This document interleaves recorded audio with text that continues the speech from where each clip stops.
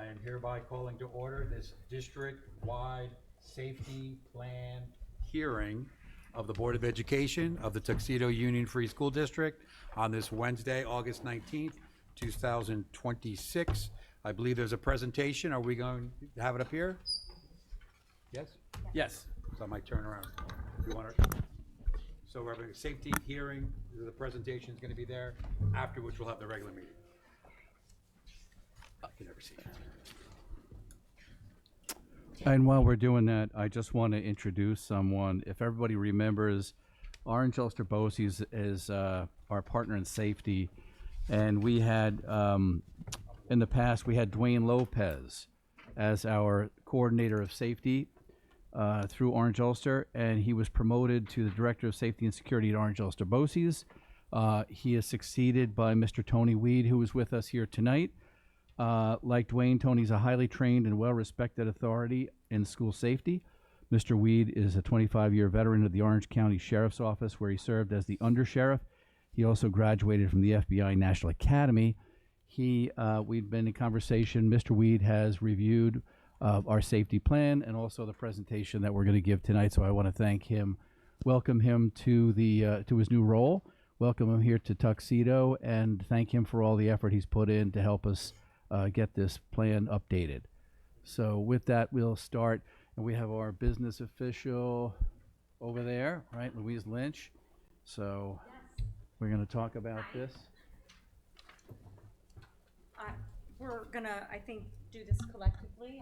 I'm sure that we all bring things to the table. Yes. So good evening. If you want to come up, you can, Tony. So tonight we're going to talk about the district-wide safety plan. It was posted on our website back in July. It has to be up there so that the community can see it and review it and send us any comments that they might have. To date, I don't think we've gotten any, correct? Okay, so we'll start with the presentation.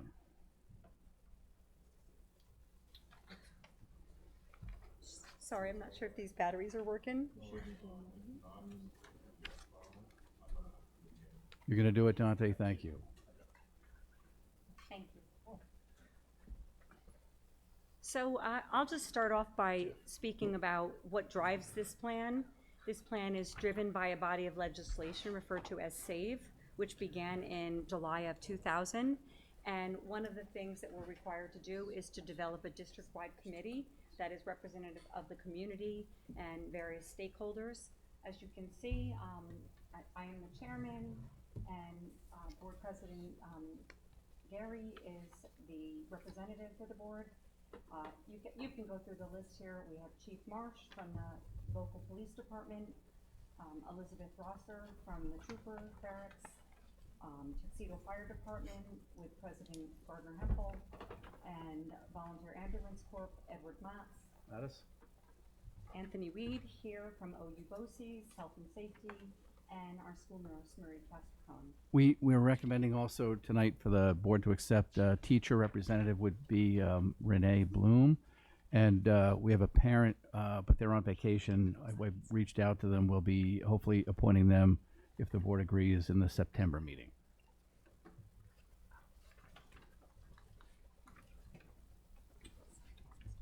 So we refer to this as SAVE legislation, and it's an acronym for Safe Schools Against Violence in Education.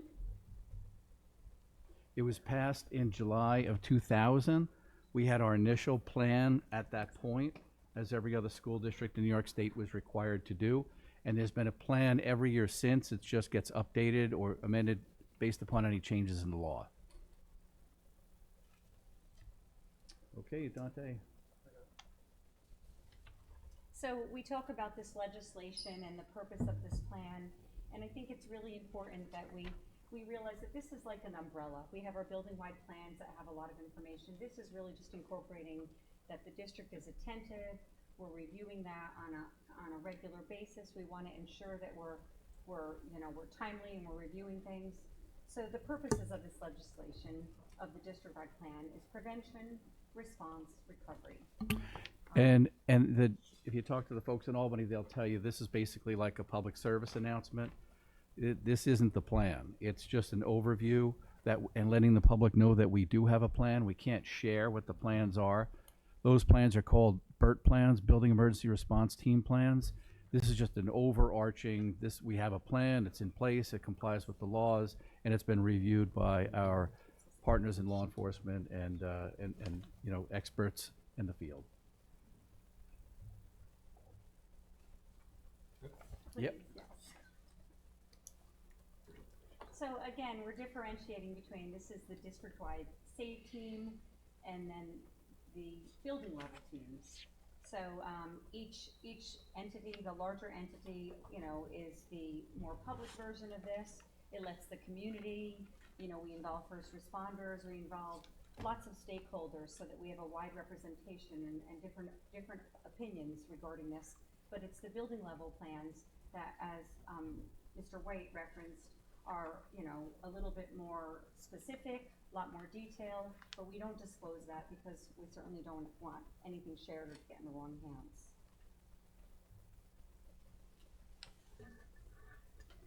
So the purpose, again, is to prevent or minimize effects of any type of violent incidents, emergencies, respond to crises, and facilitate coordination with local resources when responding to incidents or emergencies.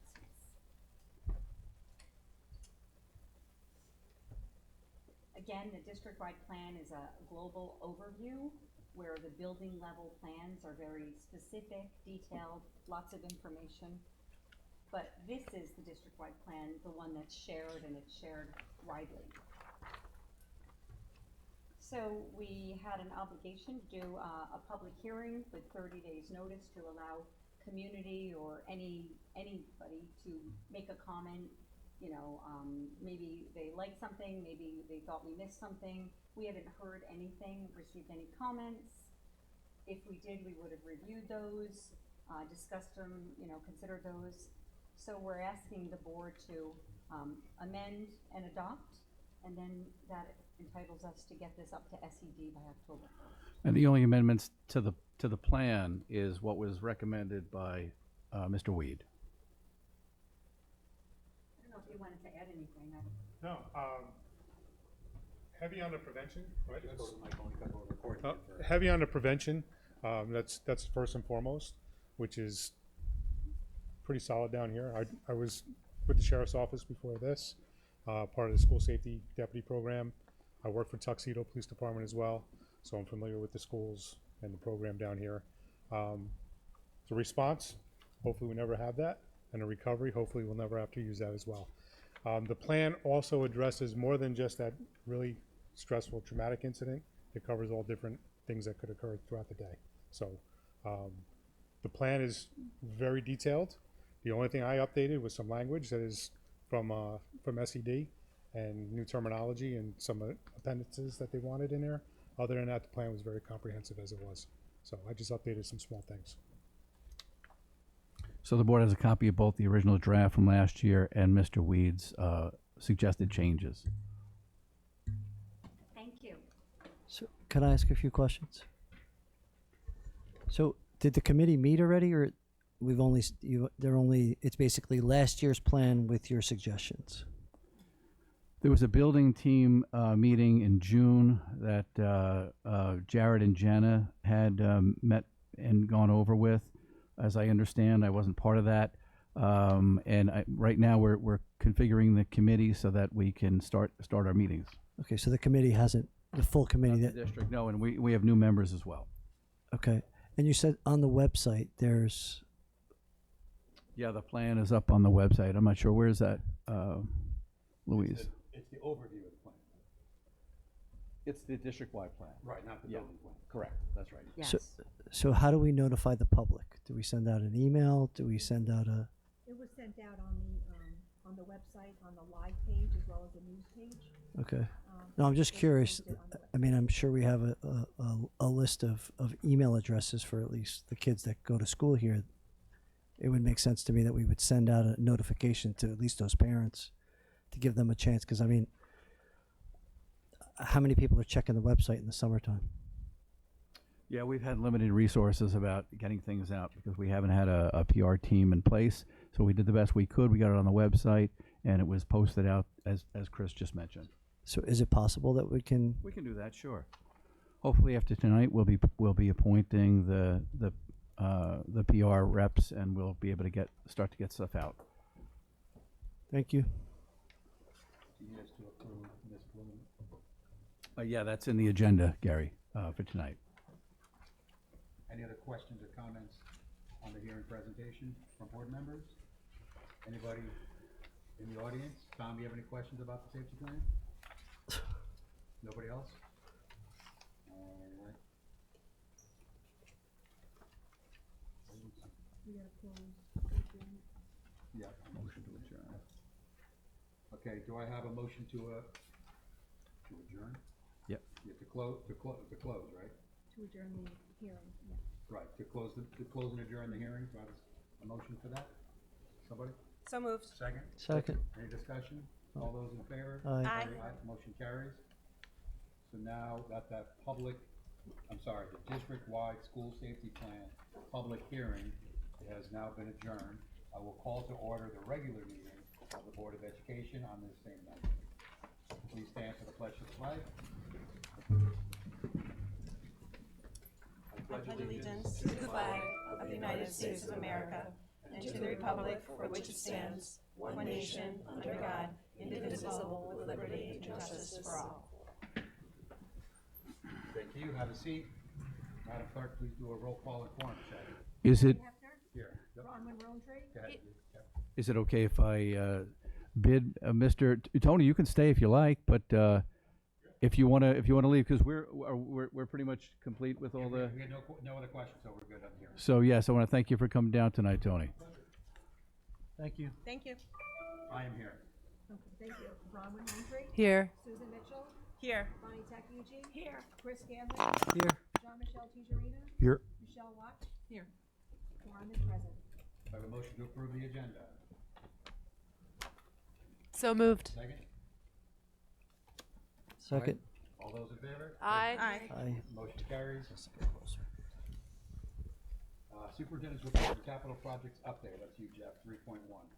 Actually, I'm going to start off with Mr. Ritzenthaler, so we can hear from him an update on the capital projects, and then let him go home as well.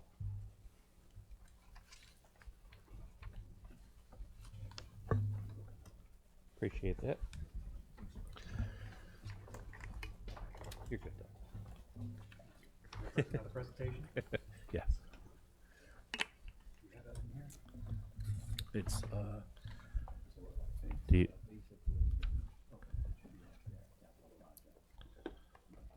Okay. That's right, but it's yeah, it was there.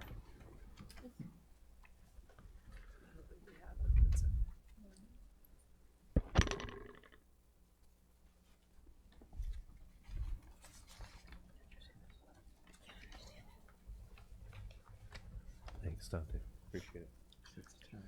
Okay, good evening. Can everybody hear me?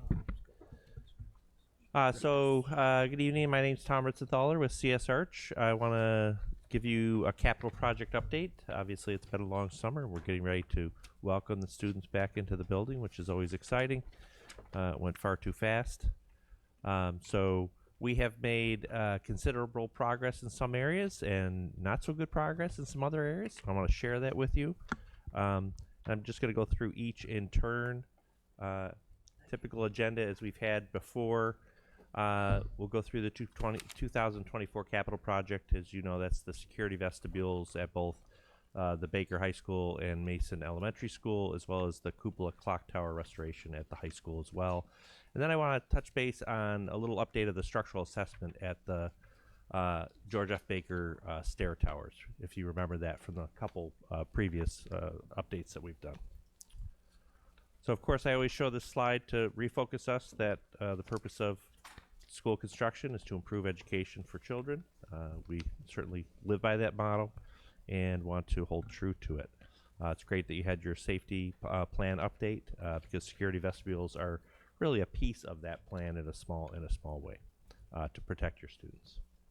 So let's talk about the 2024 capital project. As I said, there's some good, there's some bad. And so I want to go through it with you. So for the security vestibule, this is at the high school, and we'll talk about the elementary as well. We've had some delays. Some of them relate to the door and the hardware coordination. I spoke with the contractor on several occasions, as much as even today, and he's disappointed that they weren't a little more diligent with this to get the coordinations resolved and get things in production. So right now, because of that, we have delays with doors. He said they have had significant issues getting doors this season, just because we're fighting every other school district. In addition to the fact that the doors here are historic. So as you remember, with George F. Baker, we had to submit to the State Historical Preservation Office, and we had to match the new doors for the secured vestibules, which now are hardened doors. Obviously, for a reason, it's a hardened secure vestibule. But we had to have the doors constructed with the preservation. They had to have the same preservation quality, so they're panel doors, panel construction, just as the existing ones were that we'll be taking down. So we don't have the doors right now. They're in process. He was trying as much today to get a delivery sequence for them, but they certainly won't be here before the start of school. So in that respect, the vestibule for the high school can maintain its open nature, and once we get the doors, we can schedule completing the work at that time. At that point where we get the doors and we'll complete the work, we'll put up the temporary barrier again, and we'll have that modified sequence like we did at the end of last year. So that's at the high school. Remember, though, also at the high school, this includes the $75,000 funding from SCUFUS, so that's a good plus. And so that will conclude this. So you won't really see much of a change here. Let's talk about some of the good. So the clock tower, the cupola restoration, in essence, the work is complete. The restoration of the clock tower is complete. The clock mechanism is active. I reminded the contractor, you have to set the time to the correct time. So he's aware of that. It will be the correct time before the start of the school year. They're all the faces show the same time, but they didn't realize when they did the clock mechanism, they didn't set it to the correct time. Remember, they're inside the tower, not outside the tower. So maybe they should have had a little better communication of that. That being said, the mechanism's active. It's working correctly. As you can see through the scaffolding, the clock tower now is in the historic correct color of all the elements, the way it was when it was originally built. So you can't really tell, but the clock face, obviously we've cleaned that glass. They're going to put a much brighter bulb into the inside so that it will really show like a beacon of light. The hands and the dials are now painted black, which was the original from the gold that was there. We're not sure when it was painted gold, but that wasn't true to the original design, nor was the silverized paint that was put on the tower. The original was all white, and we have that from the historic actual construction drawings from the tower, from the original construction. You'll notice if you saw it on the way in, there is no weather vane on top. Of course, that's been sent out to be gilded. That's in process. It will be done, and the scaffolding will be down before the start of school. And I have implored the contractor, that better be done before the start of school, because I want people to come to the building and see the new tower, see the gilded weather vane, and see it the way it was when it was originally constructed. So I think that's an important feature. And there was a slight miscommunication, right, Tom? Because There we were under was. the So impression about the I'll take out that. So Jeff misconstrued when I told him what was going to be gilded. He thought it was from the red all the way up, the dome all the way up, and that is not actually accurate. It is just the very top 6 feet of the tower. It's not. The dome is as you can see in the picture to the right. The dome is white, and that's what it was originally. It's everything above that is being gilded with the gilding. And that is historical. That's the way it was on the documents. We couldn't change that. I mean, I would have loved to have made the dome gold. I think it would have looked fabulous. But historically, because of the State Historical Preservation folks, this is what they required us to do. Now, gilding it, Tom, is cheaper in the long run as opposed to painting it? Incredibly cheaper in the long run, because just to think about the cycles. You'll go through 2 or 3 cycles with the gilding before you'll have to, before you would have to, address it again, as opposed to repainting it. And every time you paint the exterior of that tower, you're talking significant amounts of monies with the scaffolding. So that's the tower. I'm excited to see when the scaffolding comes down.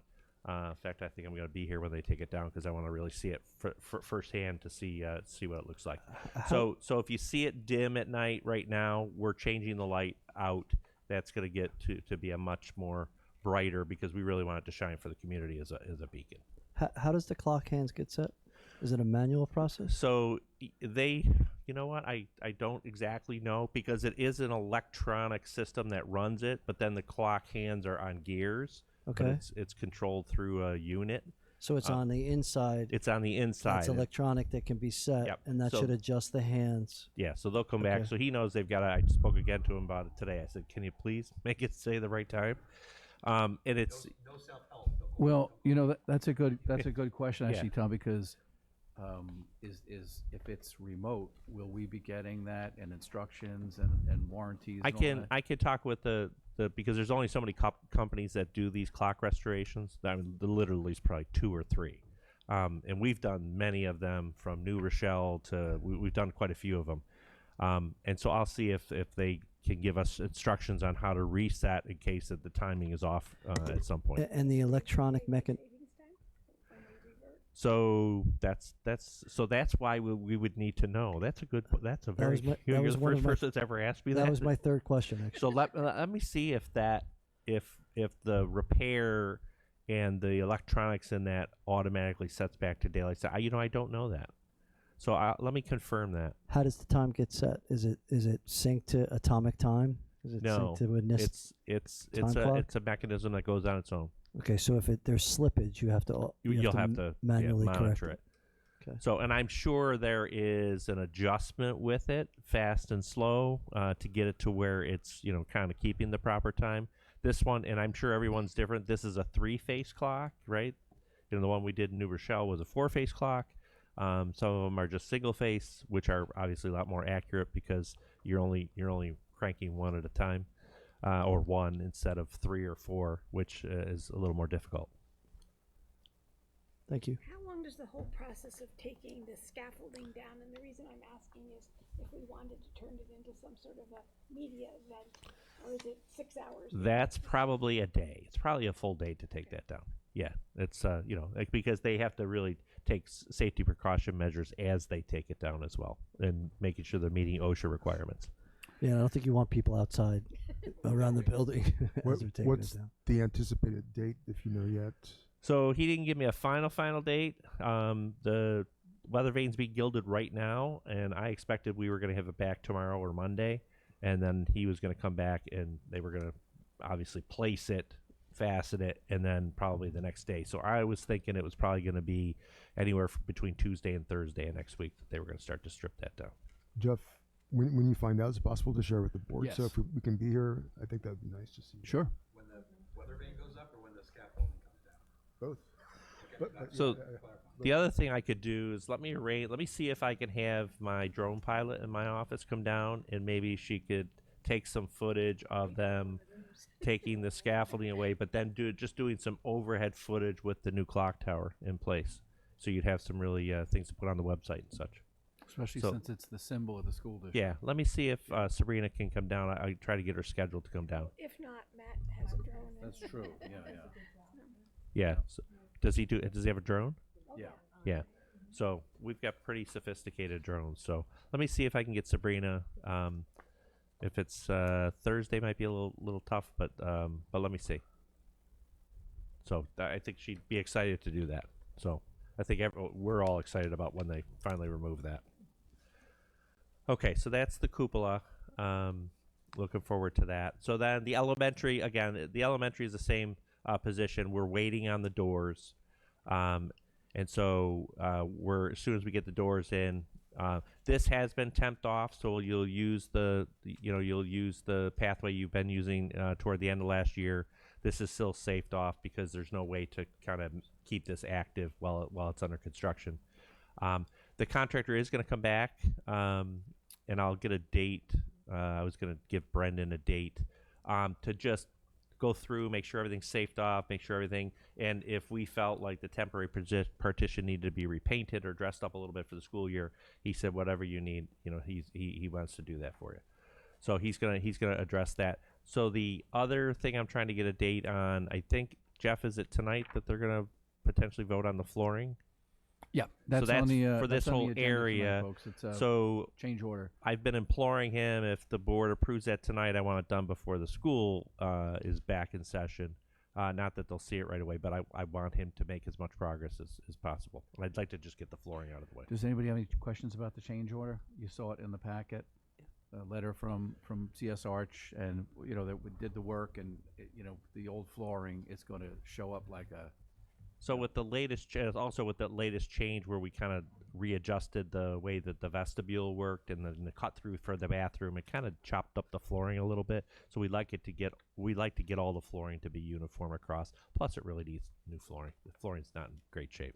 And you think it's realistic to get that done before you start this? I do, if it's in stock. So if it's out of stock or if it needs to come from somewhere, but if it's a Mannington product, I'll call the Northeast rep and I'll tell them I need to get it right away. If it's in stock, it's no problem. It's not that much. Matching what's outside the box?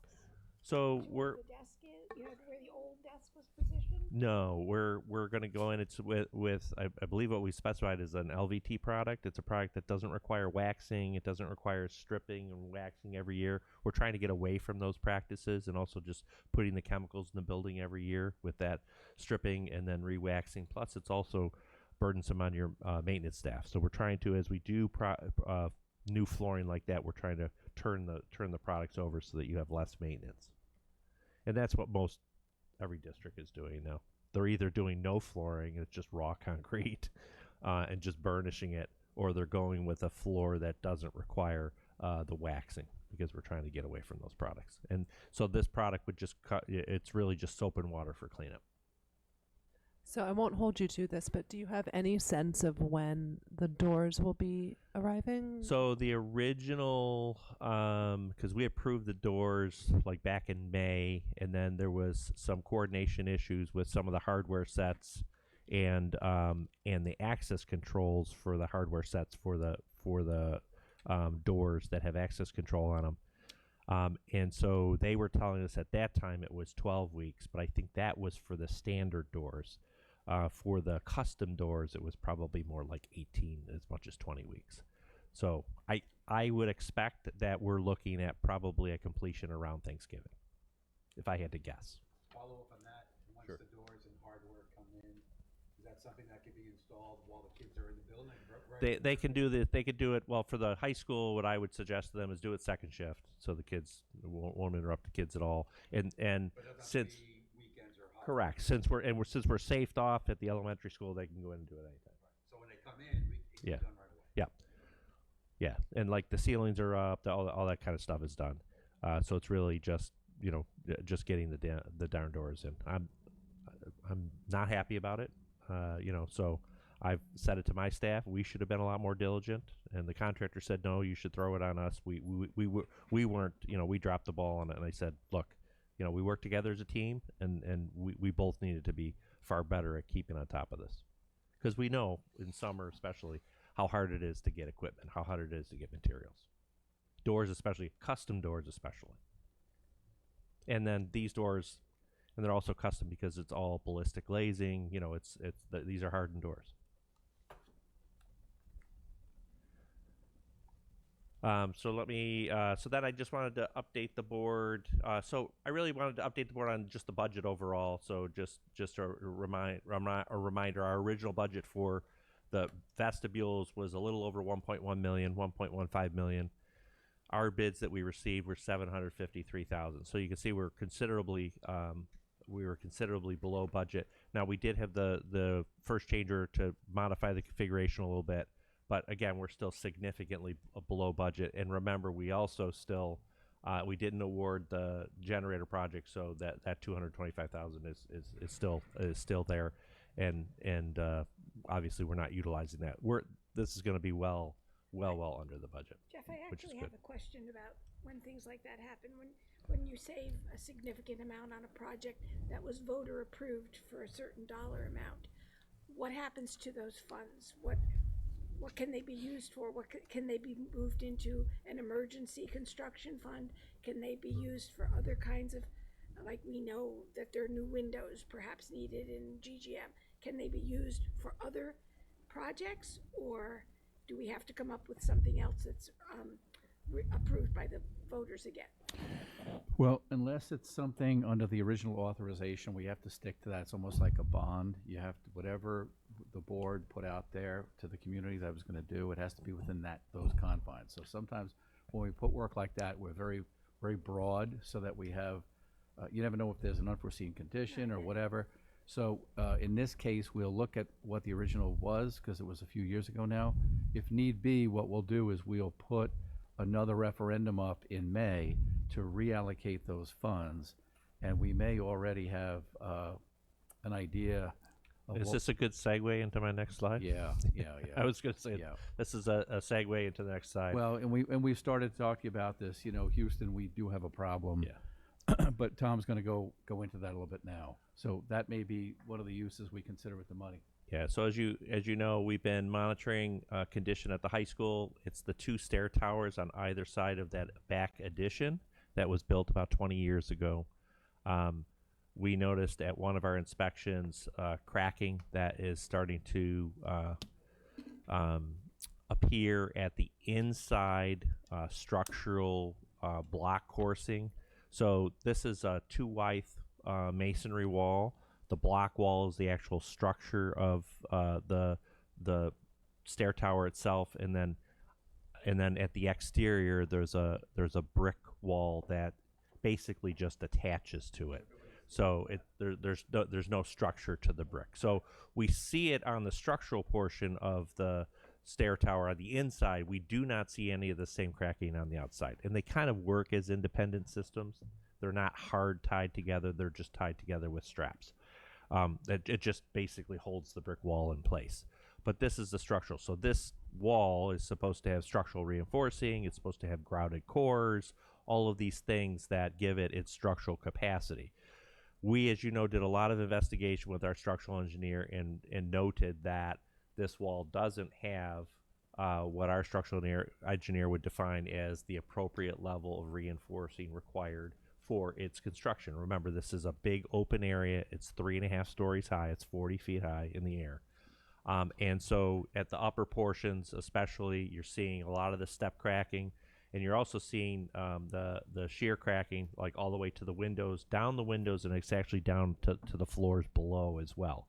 So as you remember, we put the step crack monitors, we put the crack monitoring in about a year ago, a little over a year ago, and every other month we've been coming to look at them to say, have they moved? Is it getting worse? Is it getting better?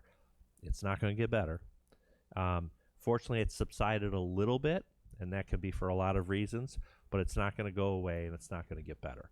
So our engineers have put together, so in order to evaluate this, we also wanted to confirm, were any changes from the original design completed during construction, right? Because things happen during construction. Shop drawings come in, they change a detail, they do something different, and that was the only process that would record it, right? It wouldn't get recorded back on the original construction drawings, because that's all we have to go by. So I went through all the boards, all the district's records, and you don't have anything from the construction administration process. I looked through all your storehouses, everything. You just don't have anything. So Jeff wrote a letter to the architect and asked them if they would look at their records during the construction administration, and would they provide us with everything they have so we could see if anything was changed relative to this construction that might result in having this kind of failure. So Jeff, after a second attempt, did get a note back, and it said that the president of the company was on an extended leave. We don't know for what reason, probably personal, but to contact another individual, Chris Colby, who actually was the principal in charge of the Newburgh office when this was constructed.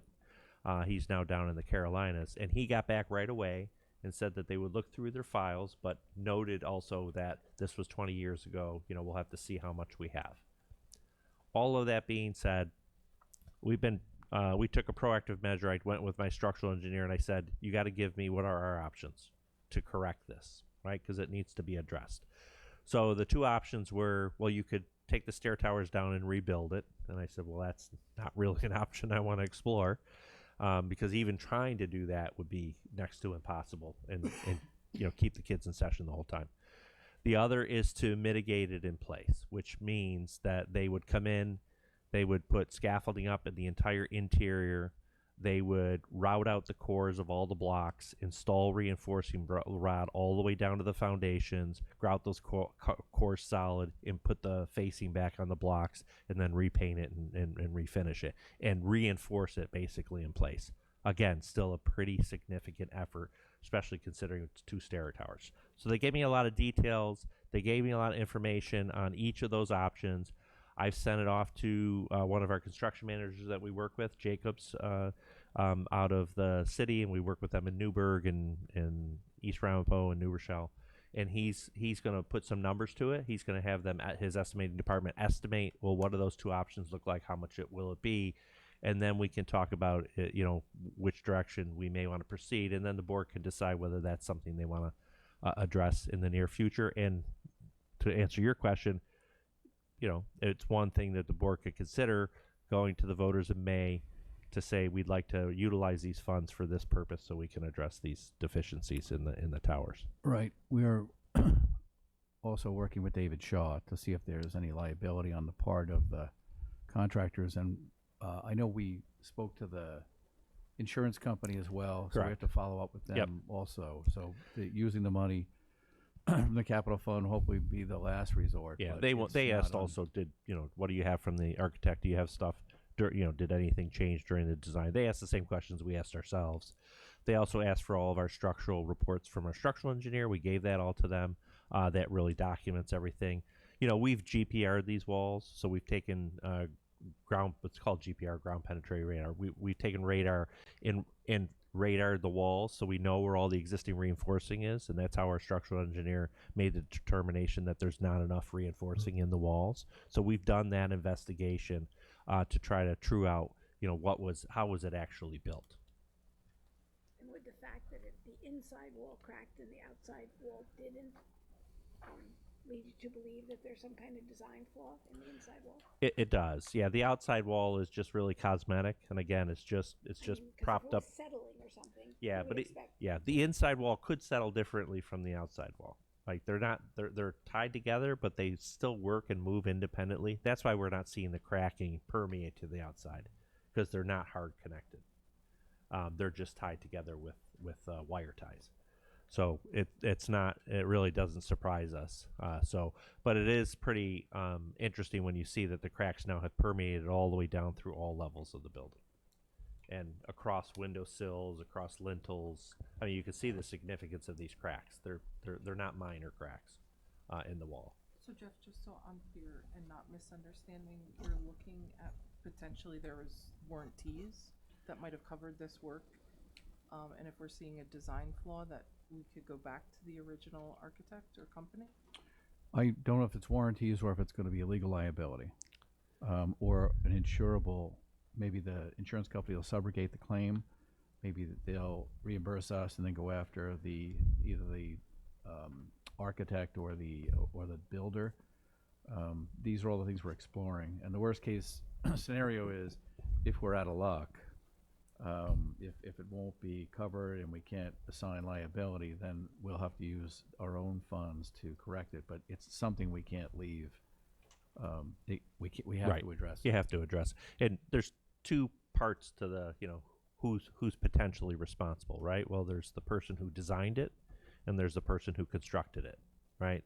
So when you look at those two, hopefully, and I don't know, but I think I remember that the designer, the architect of record, was also the one overseeing the construction as kind of either a clerk or a construction manager. They were responsible for that aspect as well. So they would know if something either was changed in the field, something wasn't done correctly, or it should have been their responsibility to make sure the appropriate level of testing was done, to make sure that before they filled in cores that they knew reinforcing rod was placed correctly.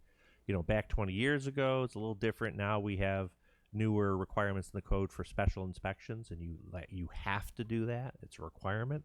Back 20 years ago, that didn't exist to the way it is now, but it was still the responsibility of the architect to make sure it was being constructed per their design. And then the second piece to that, of course, is was their design appropriate? Was it meeting the code requirements for structural, right? And if there's a design flaw, well, then yes, they could potentially be held professionally liable. So there's a lot of, and that's why you need David Shaw to guide you through that process, because there's a lot of pieces to it. That's why we were so focused on, well, what do we know about what happened during construction? Who was overseeing it?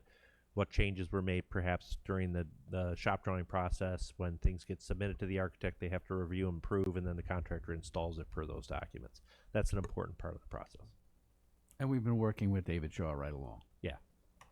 So I have a question. I don't know if you said this before, but how, if this project was done correctly, how long should this have lasted without having? Oh, buildings now are 50, 100-year lifestyle. They're huge. I mean, our modern day buildings, building like this, it should be 50, 60 years before you're doing anything appreciable to it. We're not even in you're just past year 20. And this isn't this isn't a normal kind of wear and tear, or a system's obsolete now and you got to replace it, or the lintels are starting to rust and you got to knock them down and repaint them. I mean, this is something is moving that shouldn't be. Something's something is I don't want to use the word failure because people are scared by that. The structural engineer said there's no imminent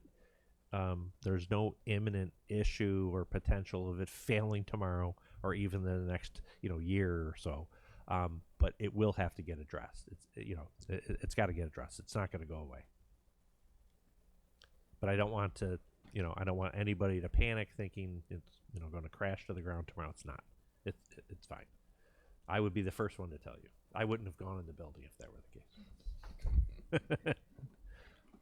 So, given that assessment and knowing that it's going to have to go to the voters, unless we do a special vote at some other odd date in May, can we work along parallel tracks with state ed or whatever, so that if it were approved in May, we would be ready to do construction over the summer or repair? You could. Remediation. You could release to do the design ahead of time, have it up at SED waiting for an approval. You could certainly do that. Or would you Well, we won't be able to bid it out though until SED approves it. Correct. Yeah, Correct. that's the only problem. So, it gets approved in May, then we put it out to bid. And as we saw with the vestibule project, timing of when the bids go out means a huge difference in terms of prices. If you go out in, earlier in the year, November, December, January, you're going to get good prices. If you go out closer to the summer, that's when they're doing all the work in the schools, and that's when your prices are going to go through the roof.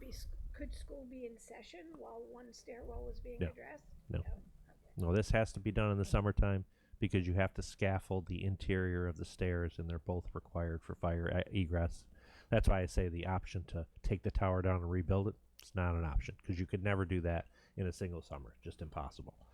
So that's the thing. The only benefit to this type of work, absent the bid cycle itself, is everything that needs to be done here is kind of off the shelf stuff. You're not going to be waiting for grout or rebar. There's nothing like long lead time in this whole scenario of remediation. There's nothing that's, you're not ordering a door or something that's going to take 12 weeks to get. There isn't any of that in the remediation work itself.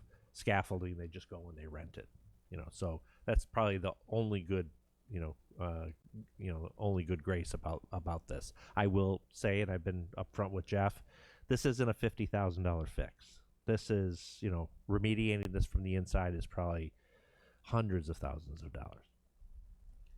Just a follow-up question. Given the state of both stairwells and your evaluation of it, have we looked at what caused this and found the why? Yeah, that's what we have been doing. So, but the why is the difficult one. I mean, we know that it's under reinforced, and we look at the original design, but we don't know during construction, was anything changed, right? Was any change made to the design or how it was constructed from what is presented on the documents? That's why that piece is so important. And in evaluating this, you looked at the foundation Yes. as well? So, you should share the report, Jeff. You've got a few of the reports. You should share it with the board members. I think it would be good to, have the reports yourself and be able to kind of walk through the eyes of the structural engineers how they approached it. And then I can also share with you, Jeff, the documents they sent for me to price relative to the two different options of remediating this problem. Do you feel that the structural issues are a danger to the students and or staff? I do not at this point, no. So it's not imminent. Correct. Thank you. So it sounds like you were saying the cost of it would it be more than the leftover amount from what we have? So It's probably going to be pretty close. Yeah, I'm thinking this is $400,000 to $500,000. It's not a cheap fix. Only Let's hope because somehow we get the records. I'm not feeling good about CPL handing records over, but if we get records and we're able to make a determination, it would be great if we could get remuneration from them. Yeah, if they have them. I mean, I know we in our warehouse, our rented space, we still have our records from 25 years ago, but they may not have. So when do you think we could expect to kind of revisit or get an update on this? Yeah, you could. Yeah, next month I'll have the costs in fact, I was hoping to have the cost today, but David, it was too quick for David. I was hoping to have some costs today, but I'll have costs for you for next month. And then hopefully we'll have a response back from Chris Colby as to what they have, and then maybe a follow-up with David as to what he thinks our options are moving forward. And the insurance company.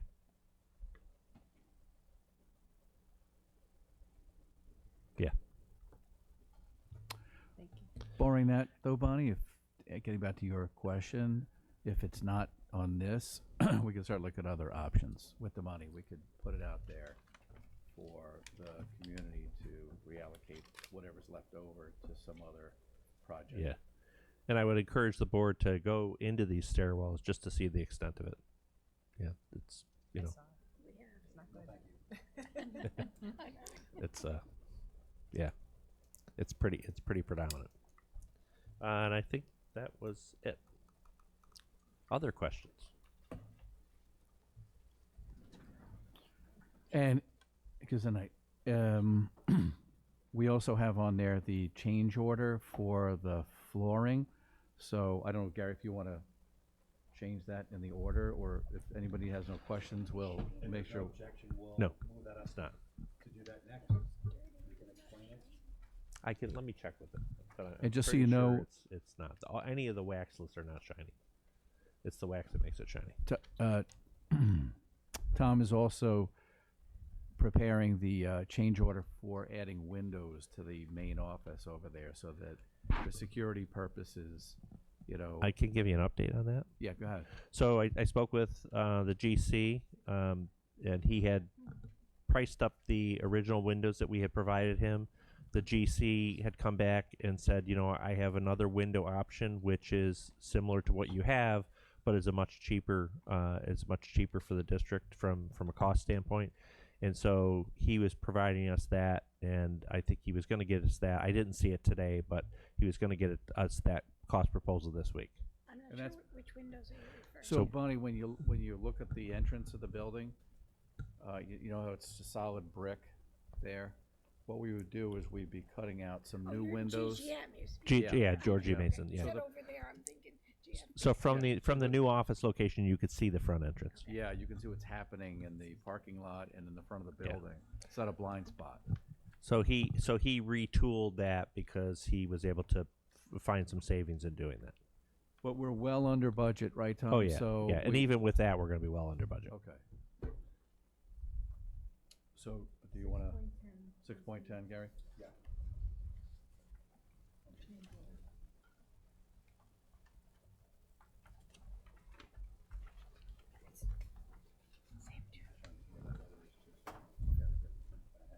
So we got the letter in the packet and it was emailed to was, it's the letter dated.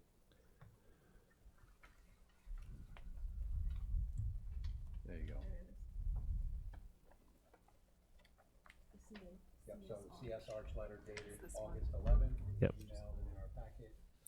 No objection, we're moving it up now, 6.11. Do I have a motion to approve So moved. transferring those funds? Do I have a second? Second. Further discussion and questions or concerns?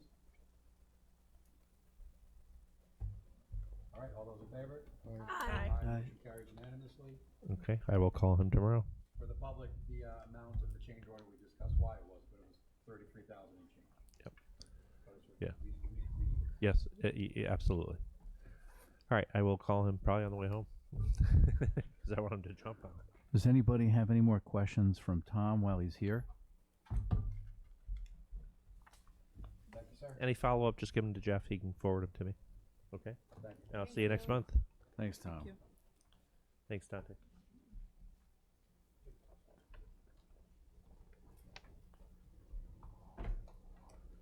Want me to do a brief superintendent report? As brief or as thorough Uh, as you desire. I will try to be brief. Okay. So we continue our preparation for the start of the school year, which will be on September 1st. It's very early this year, ahead of the Labor Day weekend. The buildings continue to be cleaned. Bus schedules are being prepared. The master schedule is just being tweaked at this point. It's largely completed. Food service is being readied. Next week, we will host the superintendent's conference on Wednesday and Thursday. You're going to be there? Yeah. No, I'm going to be there. Okay. All right. So that's next Wednesday and Thursday. And the following Monday, we will be welcoming our students back to school. Tonight, I also wanted to say that each August, the Board of Ed's required to approve the final tax levy warrant and tax rate. That's on the agenda. We received the final tax roll numbers and calculated the final tax rate based on this latest information. Fortunately, the final roll reflected an additional increase of $91,145 in tax assessments, and that resulted in a final tax rate of $82.59 and $115.19 for Tuxedo and Warwick, respectively. When we published and revised the adopted budget on April 26th, we estimated the rates to be increases to be 2.94 and 6.63. The actual rate increases for these towns are 2.88 for Tuxedo and 6.57 for Warwick. That's an improvement of about 6 basis points, and I think we calculate that somewhere in the neighborhood. It's $5 for the average assessed home. Not tremendous, but at least it's a savings, and a savings is a savings. So that's good news. So the board will be adopting that tonight. Jeff, sorry, can you just repeat? It was 2.88 for Tuxedo. What was it for Warwick? 657. That's the final. Yep. Okay. Oh, and I should have mentioned this while Tom was here. He's developed a plan for the fencing at Uvrard Field to separate our athletic fields from the emergency access road. We had a preliminary meeting with the developer. We told them that it's an emergency access road, so we want to have some separation between the road and obviously the field where we're going to have students playing and spectators. So we asked the developer, Lenore, to put some safety fencing in there with some entrances if we needed any emergency vehicles on the field. So that's created. So now we just have a follow-up meeting with the developer to get them to get that fencing in place. So we hope to have that meeting happen soon. Let's see, what else did we have? And I sent out a letter of introduction for our new principals, Barbara Quinn and Mike Cogliano. We're very excited to have them. They have been doing a little bit of work ahead of their start date. So we're happy to see them, and that letter did go out, and they are going to be hosting some time to meet with anybody in the community who wants to have a little FaceTime with them, some discussions. Summertime is also not only capital project time, it's also very busy for independent auditors. Our auditors have begun their work. They're busy doing that. We hope to have the audit completed and approved by the board by November 15th, as we do. If we can get it earlier, we will, but I don't want to put any unnecessary pressure on the process.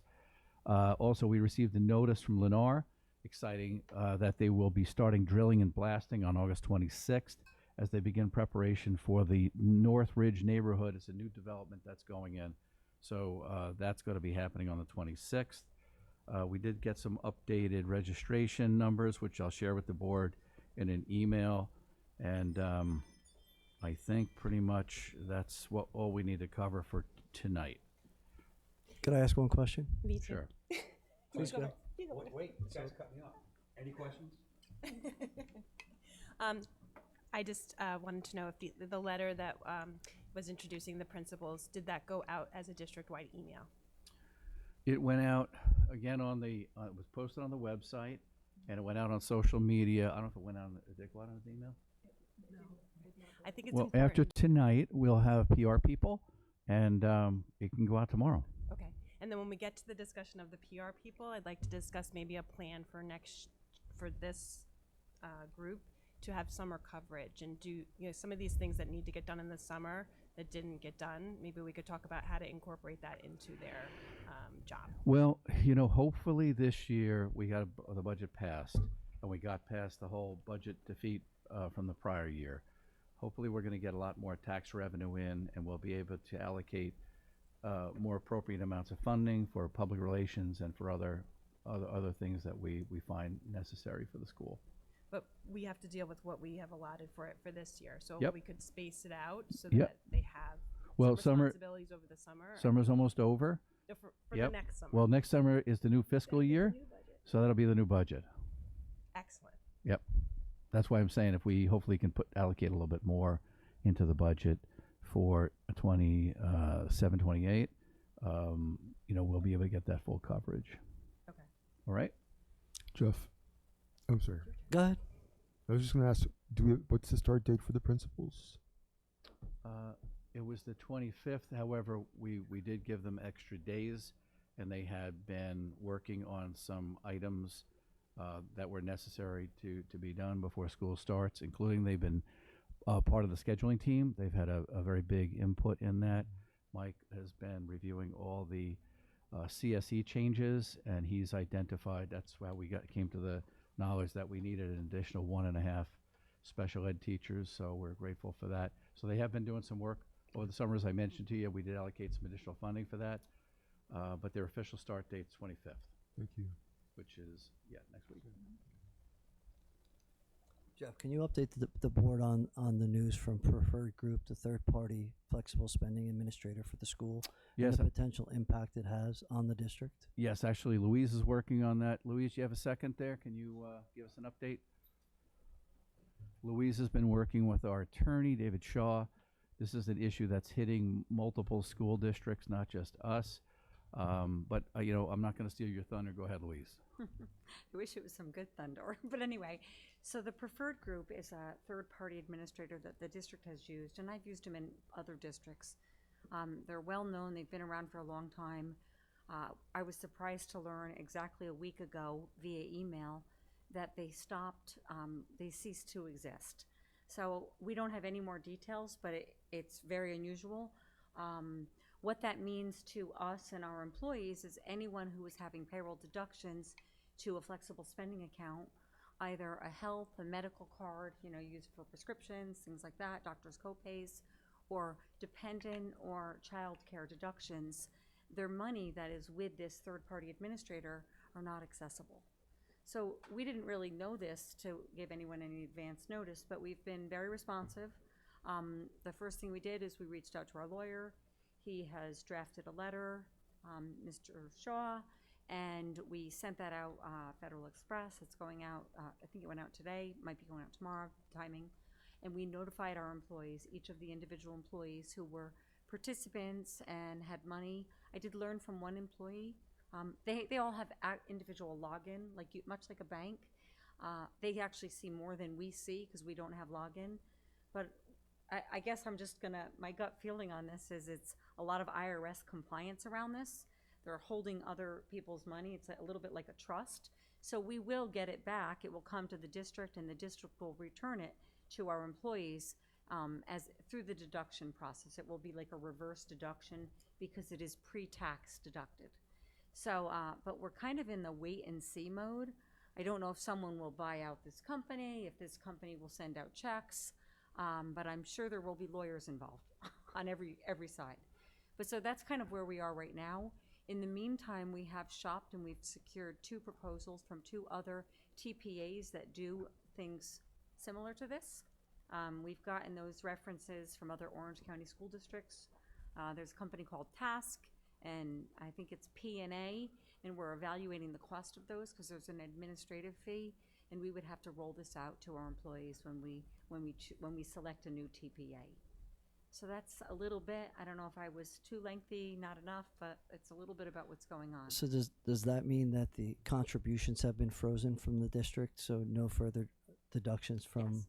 So actually, they were frozen the end of June. We don't deduct over the summer, but so it actually is good in that sense that we Right, haven't but taken them September, more recently. in September, that'll kick Yeah. it back in again. We are shutting off the deduction for the preferred group. We are inactivating it, so there's no chance of anything more pulled. But we will have to reach out to our employees because this operates on a calendar year, January to December, much like your W-2 and your tax documentation, because it's governed by the IRS. So there will be more to come on this, and we'll continue to keep you informed and provide both all of you and our staff with updates. Thank you. Okay? Some people know it as a Section 125 plan. Yes, it's multiple terms. It's Yeah. another, yes, it is. Thank you. And Jeff, just to clarify, the fencing that's going in, Lennar is paying for that and doing That's the what work? we're trying to get them to do. Yeah, they seem to be going in that direction, and that's what we want. We want them to pay for it. Have the boundary lines been settled in that little corner? You mean which corner are you talking about, Gary? Right where their emergency road and our property on the field. Yeah, thankfully our AD was there at the time they started doing some work because he stopped them because they were building they were going to put the road right against the field. So he stopped them from doing that. And then we met with them over there. We said, no. And so they moved everything further, away from the field. Right, so the fence is on that, Well, right. where we agree the road should be. Yeah, exactly. We don't have an AD. We did when this became an issue. No, this was back in. I thought you were asking a recent question. This is back in June. This all started happening when they were doing that emergency road, and he saw them. He was there checking out the field, and he saw what they were starting to do, and he said, "Whoa." So these are old stop. discussions. These are not But there's been an issue going back several years where the line is. where the line was. They thought Okay. they had a little bit of a problem. But I think my understanding is the road is now. So it's close to being settled then. That's my hope. We're going to meet with them again very soon. And David Shaw's involved, so. Jeff, is this the right time to ask about the enrollment reports? I have one, and I was going to send it out to the board. I haven't had a chance to really do a thorough analysis of it. I know you're interested. You had asked about the reserve. It looks like 1, 2. This one is from August 13th. 1, 2, 3. Was it 3 or 4, Chris? Do you remember? 4 from the reserve that we're getting so far. But Yes. But I think there may be more coming in possibly. Are those, you have this enrollment report in our packet for August 18th? You, Is that, is that an addition? The only one, the ones that are on there are ones that were confirmed with closings prior to the September 1st. So that's what I'm saying, so these numbers might go up? They will go up, like next month, they'll go up like those 3 people because they're not closing until September, October. Yeah, and there's more like Decembers and stuff. Have you gotten any information, Jeff, on the number of school-age children total? Because I think the percentages really are the relevant number rather than the straight number. not yet, and I will tell you that I think we put in the budget for a demographic study, and I think the best time to do that is going to be in October, so we're going to start gearing up for that. So we'll get more hard numbered. I did speak to the developer. They said, look, we could tell you that a number of people came in with kids, but I can't tell you if they're enrolling in your school or somewhere else. I can't, they can't ask that. Right, but if we knew how many school-age kids moved in and we know how many come here, we know how many didn't come here, right? I mean, can they give us how many school-age kids move in, or is that not information? No, they didn't have that information. Can- They just anecdotally said this seemed like a fair amount. Can we calculate how many students are going to private schools or other schools based on? Yeah, we busing? can get somewhat of a fix based upon people who filed on time for transportation. The deadline was April 1st, but the problem is people moving in after that date, that deadline does not apply because they're just moving in. So if they move in after that date, they're eligible for transportation. So Have we gotten any requests? we do. I don't have the information. Brendan's on vacation. I will get that information for you. But again, there could be kids going to private school. Like in the park, sometimes they go to schools up in Massachusetts, what have you, and we wouldn't have that number from transportation, obviously, because the kids are living there. So, How about homeschool students? homeschool students, yeah, I have been getting those. I've been forwarding on to the principals. I'll get a fix for you on those. Thank you. Yeah, but we'll get a comprehensive study done by a professional demographer, give you all the detailed answers, and it'll be that'll cover everything in Tuxedo, not just the reserve. Thank you. And then one last question is, where did the 14 students from the elementary school, where are they coming from that we have an increase on the August 18th enrollment report? Seems like a lot based on the trends. I'm just curious, did anything happen this month that the number increased so much? It went from 79 to 93 for, it just seems like a big jump. Can you restate the question? The jump from July to August of elementary school students increased from 79 to 93. The last couple of years, we've been growing. Yeah, but that's a big jump compared to all the months. It's a huge jump. The UPK. It's the pre-K. Pre-K is bigger than it was last year. You know, like it just. And there's I a think lot we of new have kids 10. in kindergarten Yeah, I too, think we have right? 10 pre-K, and the good news is the state. 5 kids in kindergarten. Yeah. We're growing. Besides the conversation we just had about the development, we've been growing Is the last there couple a of years. rationale for that? Is it normal? I'm sorry? So the growth is going to exponentially. Let's hope. Yeah. Well, we're worried that may not be as much as we hope, but I want the public to know that we have been growing the last few years, and it's gonna exponentially grow. How much exponentially is the question, but all growth is good. Yeah, there was a dip, a significant dip in some enrollment over the past couple of years, but But saying now, over that 3-year yeah, period. we're starting to see a little bit of an uptick. Yep. Any other questions? Thank you. Good. Okay, moving on, appoint the safety team, it's called. The names are all here. Are we doing, okay, I'm sorry. Committee I thought we Question. did that already. No, we spoke about it in the report, but we have to approve the team. That's That's next. after. We're on 4.1, 11th grade. Appoint safety team. okay? Do I have a motion to appoint the safety team? 10th grade. So moved. Second. Second. Oh, I see. Questions? Sorry, Wait, I what are just we want, approving? were, You wanna go were back? Were you finished with your report? Yes. You were, okay, that's, And what are we doing now? 4.1. Jeff finished superintendent's report. Sorry. I thought there were no more questions. sorry. That's okay. Yeah, Were there no any other questions for Jeff? What's number one? Okay, so we moved on to 4.1. We have a motion and second. Now we're up to discussion on 4.1. All the names were in the presentation. Ms. Bloom is the new person. The parent is to be determined. We'll worry about that next month. Any other questions on appointing the safety team? All those in favor? Aye. Motion carries unanimously. Now we're up to 4.2. Committee reports. Who wants to go first? Well, it says committee reports, but we don't have committees yet, so we have to name our committees and our chair people. It was gonna, But there could be follow-up from last year.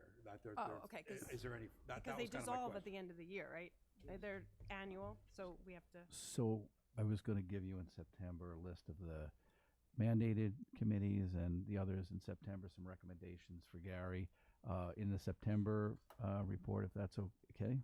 September. We have some of our like board committees that we did last year that we may want to redo. Does it make sense to set them up now so that we can get them going before the September meeting, or? Yes, my Definitely. suggestion would be that we roll them over, but I know there were a couple, I'm looking for my notes. I think there were a Michelle couple wanted to join changes, some. But those are the board committees, which Yeah. may or may not include some mandatory ones Right. and or ones Jeff wants. Right. But like the wellness committee, for example, as an example. Well, yeah, and we have to do the one that's the building one, because that's gonna happen before September. It's not necessarily, it doesn't have to be, it has to be once a year, the visitation committee, yeah. Oh, I thought it had to be before they walk in the No, building. some districts like to do that before the beginning of the year, but it's not legally mandated. Got it, Yeah. okay. I mean, I would like to propose that we do the policy committee, because, Well, let's just, my proposal would be that rolling everything over, what committees do we no longer want, or what new committees do we want? Like, because if we had a good reason for the committees last year, I presume we have the same reason. So what committees do we no longer want? Well, the contingency budget committee no longer needs to exist, but it should be replaced with the finance committee, I presume, or finance audit committee. And that was always the plan, so. Well, is finance audit committee is Audit can be separate than They don't finance. have to. They can be I think joined. it's a required committee. Well, audit is Audit is required. Audit is required. Audit's We required. have to have that, whether we change the name to be /finance them if you and or have a It's the board's second decision. committee and or For me, it's fine, combine but I don't know duties. if- I thought the goal was to still have the committee, the budget process start now with community buy-in, et cetera. I think that was always the long-term plan, right? I mean, you would Yeah, have yeah, that. yeah. So do you want to so budget contingency's gone, audit/finance? If that's okay with the board should decide. That's what I would propose. And then Seems Jean to be Michel done. keeps in that role. Yes. Yeah. So, Does that sound good? I mean, does the board have to vote And on other that? people or- can join. Finance. I think audit has to Well, be the its audit own- committee is legally mandated, but what we could do is we can make it the audit committee and finance committee. There's a charter for the audit committee. The finance committee, like I said, is not, it's an ad hoc committee. It's not a mandated committee. But we had in the past combined those because the audit committee, the requirement is it has to be people who are financially savvy and can understand what the auditor is saying, read the financial statements, and have a meaningful, significant impact in digesting the financial information and sharing it with the board. So it shouldn't be people that have absolutely no knowledge of finance. It should be people who have an expertise in that area. And is that we've separate just- from a we budget just- committee? I'm sorry? Is that separate from a budget committee? Well, the way we had done it, Bonnie, was that they met with the auditor as the audit committee. We're not required to have an internal auditor. We just have an independent auditor because of our size. And it's recommended also that from time to time you should meet with the claims auditor as well as part of the audit committee's function. And then separate and apart from that, they could also be a finance committee. And what we have been doing in the past is they were involved in the budget process. So they would kind of see some of the budget stuff ahead of time and then report back to the, to the rest of the board. So it was, that was the role that we have been doing in the past. So I realize that we are familiar with the budgets, for people watching may not be. So can we go through one by one and we'll go through them that way? So you said you had a list ready, You have Chris? the Health and Wellness Committee. Health and wellness, no reason to change that. It's going to roll over, correct? if there's someone who wants to be a chairperson, but I'm not gonna be the chairperson. And I was about to say that. We need a chairperson for that. We don't have to decide tonight, but I understand you don't want to be the chairperson anymore. Right. So rolling over needs a chairperson. Second, Student experiences. no reason not to roll it over, correct? Who did that one? You. No, that's student success. It's called student experiences under your board charter. Oh, it was supposed to, we always called it the student, whatever that's it's called. fine. It And doesn't that's fine. matter. There are- That's there are fine. committees, Whatever you it's can call called is them over. fine. And you're still good? Yeah. Okay, next committee? Outreach, which is Bonnie. Yes, Just rolling it over, same chairperson. I would prefer to roll it over. There's no objection, that's what we're doing. Next, Contingency, of course not. so, but we've changed that name to audit/finance. Right. But with Jean-Michel as chairman. And then we have policy committee. We still need that, but you aren't. I would like to do You're that still again, interested in yeah. that one, right? Right, everyone agrees? We're rolling it over? Next? Strategic planning. So, Gary, I guess you want to form the committees and then get a sense of who wants to be on it. You're assigning the chairmanship, the chairpersonship tonight, and then I guess at the next meeting. if we have a person, it's consensus. Yeah. We don't have to fill them tonight, but if Sure. the rollovers are low-hanging fruit. Got it. What was the last one? Strategic planning. Who was chairman of that? No, we didn't have. We one. didn't have one, and I think let's hold just for discussion of that, because I think we've got some discussion Okay. that we're but gonna, we so, can commit, but yeah, we we'll were just agreeing hold on the that one. committee. Well, or not, but can we just For not 'cause we can always decide? take- Yeah, We can always yeah. undo a committee. Yeah. Really want to add more committees now? No? Just kind of do the rollovers first? Yes. Think about Yeah. the Yes. additional committees? Health and safety. Who was We that? just did that Oh, one. Will did that. Do we think we still need that? Or can it be, or, I mean, if we don't, That can I be a thought that was a building, that can required be a committee. district committee. It doesn't need to be a board committee, right? correct. Yeah. That's what I would suggest. Employee relations was the last one. Which can be incorporated in other things too, remember? We That's did not new. have We an didn't have employee that. relations We committee. didn't have it. Let's hold that one. Are there any thoughts on, Visitation committee.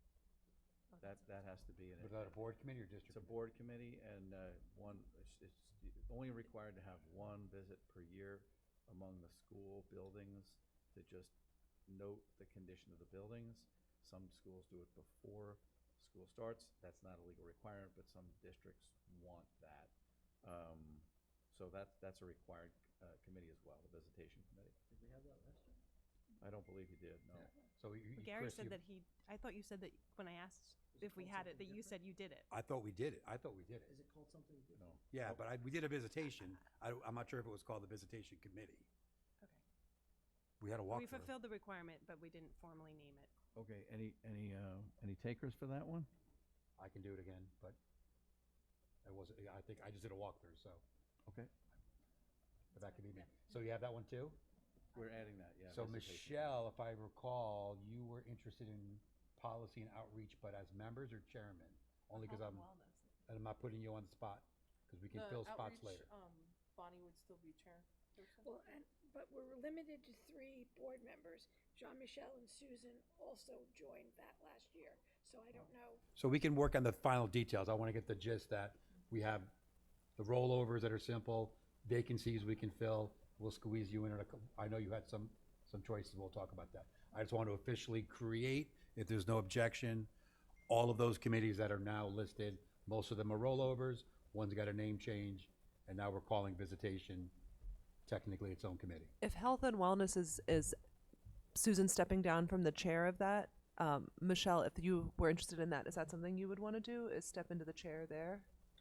Yeah, I'm happy to chair that committee because that was one I was interested in. If Susan, That's what I was That's- that's what I was trying to check. That was the other one you were Yeah. interested in?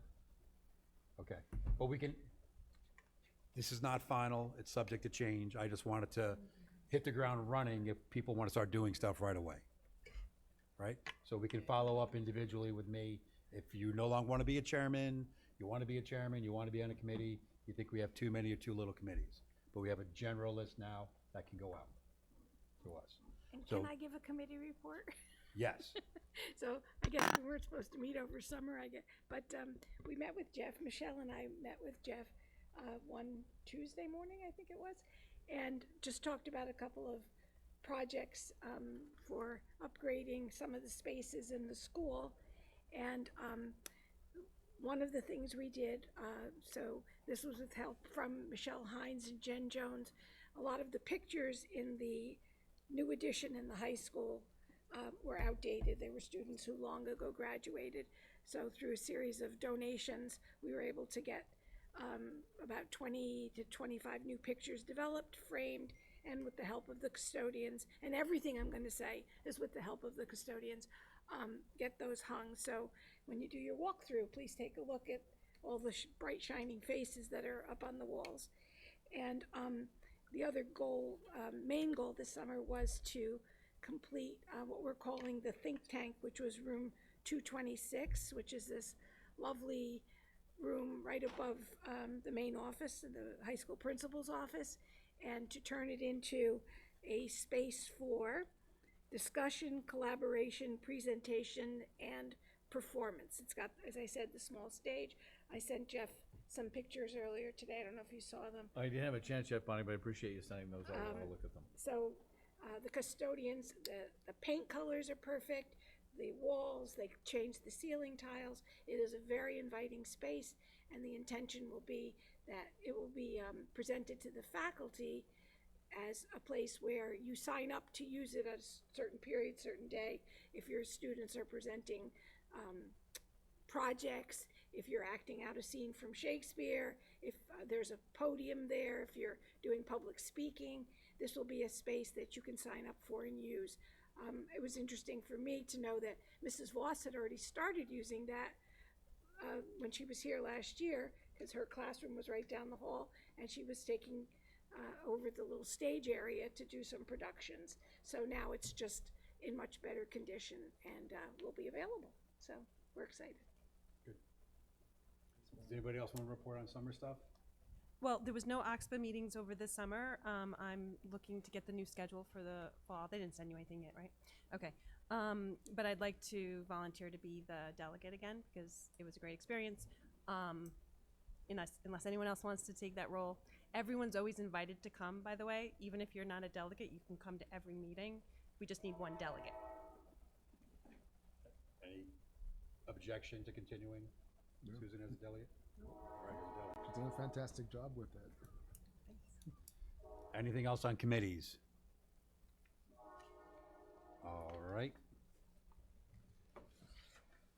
All the fives, consent agenda personnel. Let's take a moment to go through this, see what we can ask questions so we don't pull things, and or what do you want to pull till after executive session? Are we just going one by one? You Or can should just we speak call up, out slowly, questions as they come? go slowly as you, whichever way you want to do it. If you see something, say something. I'd like to talk about 5.5. Question or pull it for later? No, I mean, I'd like to talk about it in general. Okay. I have concerns that we are not going to be able to meet the needs of all of our students with what we're offering. And being a small school district, I think we are in a unique position to be able to do that. But I think that we need to just talk about that a little bit. So we're offering varsity cross country and JV girls volleyball for the high school students. If there are students that want to do other sports that our school district does not offer, what I've been told from the previous athletic director is that there's been previous arrangements made with Chester where if they don't have enough students to play, that our students would be given the opportunity to try out for a team such as a team on Chester, for example, like soccer. Without having an AD, I'm not sure, if that's going to continue, but I'd like to just say I think that we would be doing our students a disservice if we don't offer the kids a competitive sports environment where we can let them have the opportunity to do that if there's a place for them. So I'm just speaking to you because we don't have an AD. If you can please pass that message along. I don't know how everyone else feels about it, but we have a big mix of, we have a mix of students. Students that are more competitive athletes, and then we have students who are just doing it because they have the opportunity to, and it's fun. But what we're offering doesn't meet the needs of both groups of students. So since we are such a small school, I would think that we could be more individualized in our approach, and I would just really like to see that our district does that. Now, when it comes to modified, my understanding is different. We used to have Suffern. We had kids coming from Suffern to build up the team so we had enough kids. It's very likely that we're approving modified volleyball and modified soccer, and there's not going to be enough kids to fill these teams. And we're not going to know that until school begins. And then we're going to be not able to offer them an opportunity or another option. So, we have kids. I would really like to just have, just to think about this because and what is fall intramurals? Could you give us more details about what is that? What do they do? What do they do? What sports do they do? Where are these kids coming from? Are these kids who are not playing volleyball and soccer? We don't have enough kids to do basically what I'm saying. We don't have enough kids. Well, and what age is the fall intramurals? Is that 6 through 12? Is that middle school? Is that high school? Like, what is that program? It was a recommendation of Mr. Margada, but we don't know what it is. So it's hard to approve something when we don't know what it is. Did he leave any details when he left about what this recommendation was? I would assume that if he recommended it, that he had I'm sure he does, I just vision. don't have it with me. I think it's also important that that be advertised to our parents and our families now, right? So that they know what their options are, and unless something's gone out, I don't know. We send emails out to the students, the parents? I believe everything went out. I think there's some stuff went out in the summer, I thought. I'm sorry, before the end of the school year, but I'd have to verify that. I don't know. If don't know. it hasn't, can Yeah, well, if it hasn't, can we send out an email to? yes, absolutely. Like I said, after tonight, we'll have a PR group and we get stuff out there. I think that's important too for the incoming families that are not familiar with our programs, but just as important for the community that's been here, to know what's available to them. Susan, I agree with everything you said. I would even, I don't want to talk about it in a second, but that could be other areas too. Like if a kid wants to play the harp, we don't have a harp teacher here, but maybe someone else is a harp teacher, or some other club or robot, I don't know. Yeah. But the point is, we should be sharing with, sports is the low-hanging fruit because we know what's out there, but we should find what all our kids want to do. And I think in theory, Mr. Margada's idea for building up this, building up the younger kids so that they can play when they're older and they'll develop their skills. I think it's fantastic, but I don't think I think we're doing our students who are here right now a disservice if we don't try to find something that will meet their needs. And I know based on last year and just being a parent that there's a minimal likelihood that we're going to have enough kids to fill these teams. Which ones? For the modified. So Susan, I agree with you too. I do think we should be offering opportunities, but one of the questions I would have is even if we paired up with someone like Suffern or Chester for the modified volleyball, soccer, or whatever sports program, how would our students get there? What would that cost us? Well, they got the Suffering kids came here once, and I don't know how that all worked out. So I'm not saying that was the solution, but I'm just I would like just being it to be playing problem devil's solved. advocate. What would it cost to be able to bus them to Suffern or to Chester to do a modified for an hour, right? Because either way, it's gonna. Well, the way it worked with Chester was that was that if a bus was already going to another game, Mr. Margada would arrange for these kids to get bused there, but they would always have to get picked up. There was usually not an Right. arrangement for that. Yeah, it's an AD responsibility to pursue those things, so. So, my plea to you is to if we could name, appoint an AD as soon as possible. There are things that need to get done. Yep. Are we behind the 8 ball? Because it seems like fall sports probably, even if technically they can't start practicing for another week or so, there's probably been a lot of organization that has happened. And so have we missed the boat for kids playing fall sports at other districts, trying out for their soccer, football, whatever teams? Do you know? Well, like for example, Chester had their football tryouts, so we should be reaching out to find out if they don't have enough kids, because we have kids who would like to play.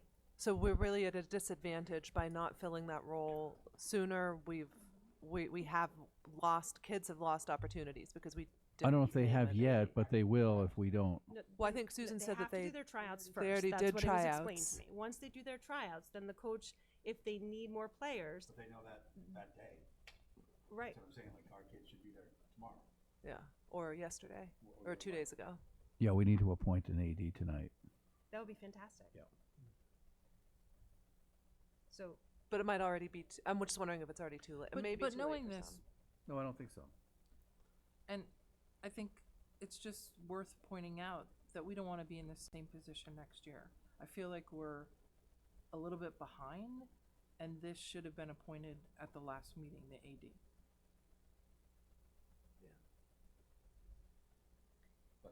Not only ongoing that- continuity issue. And I don't know, are we responsible to bus students to other schools to participate?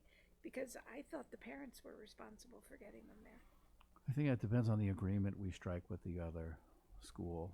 Well, it also, though, it has budgetary impacts for us. Oh, absolutely, yeah. So, yeah, I back the sentiment, but if we start having kids that get accepted at Suffern and kids that get accepted at Chester and Florida, what are we doing in terms of transportation? If it's not in the budget, the mom and dad will have to Yeah, take we them. just, yeah, which is fair. That's Yeah. fair. If they, some of these parents may really, their kids, they might be used to driving their kids everywhere because they're on travel teams and things like that. These are the more of the competitive students who want to play. A lot of these are going to happen right after school, though, right? A lot of parents are going to have jobs where they can't leave their job to drive their kid to. Totally. There's lots of different scenarios. I just think that they should be offered. Like, the Well, they should be opportunity. first. They should be explored first to see what opportunities are actually out there. That should have been done months ago. So we'll appoint an AD tonight, and hopefully they can give us a presentation at the next meeting, and we'll get some stuff out to parents with our new PR group. We can get that right out, see what opportunities are out there. We're also going to put out a survey to see which kids are interested in which clubs as well before, we start appointing people into the chaperone portions of that. I just have a question as well on 5.5. So the to be decided position, so if we're voting on this, we're also approving the to be decided and then Wait, that we don't- person's just appointed? We don't have anybody right now. The modified volleyball was our second PE teacher who just resigned, and the boys modified soccer just became a new parent, so that person's not going to be returning. Those two aren't going to be returning. Yeah, well. so that's why I brought it up. It's basically, they're not happening. Yeah, those are wishful thinking. If we had a person or a salary, but we have neither, because it's wishful thinking. So it's not part of the vote, means nothing until the program exists with a person and salary. Should the program exist, we'll vote on those two positions later. Yes. I'd like to pull this. Pull this? Okay. Jeff, or anyone, the junior varsity girls volleyball is 6,282. Can someone confirm why that moved from 6,162 to 6,800? Yeah, I think that's just the increase. The person has been in it another year, so they moved up the ladder one. Well, Yeah. I had asked for clarification on that, though. Did you find out? Because there was no JV volleyball team last year. Yeah. It was, business office stated that it started off with the team and then left off the team, so she only got very minimal of her stipend last year. That's just the way correct. they said, right, Yeah, that's why it's- she remained the same. Got it. So is it like it's not a raise? I mean, what, Stipend increase, it's yearly. Contractual. It's a contractual. so there's a percentage that goes up, in this case 2%, that would go up. I don't know if it's a percent, it's I just think a fixed, ladder it's a one. fixed It's dollar. like a step Yeah. in the contract. Here it is, if you want to look at it. Okay. Oh, here, Susan has it. Can't go above 7.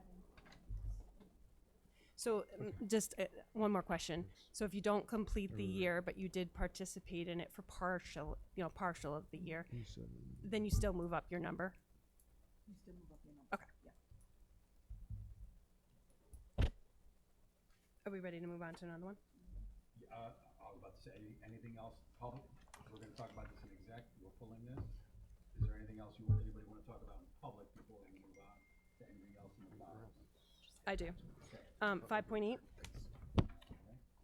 So, and I think you might have answered this already. I just wanted to just be clear. Public, this is a approval of extracurricular clubs, and there's a 8 club / advisory. Can you give this to Michelle? Okay, so last year when we approved the budget, there's more clubs that we are going to be able to offer that are not on this list. Right. But those clubs will get added in September. Correct. Okay, We're so- gonna do a survey, and the clubs go for 40 weeks, so the kids will have plenty of time, the clubs will have plenty of time to meet between now and the end of the school year.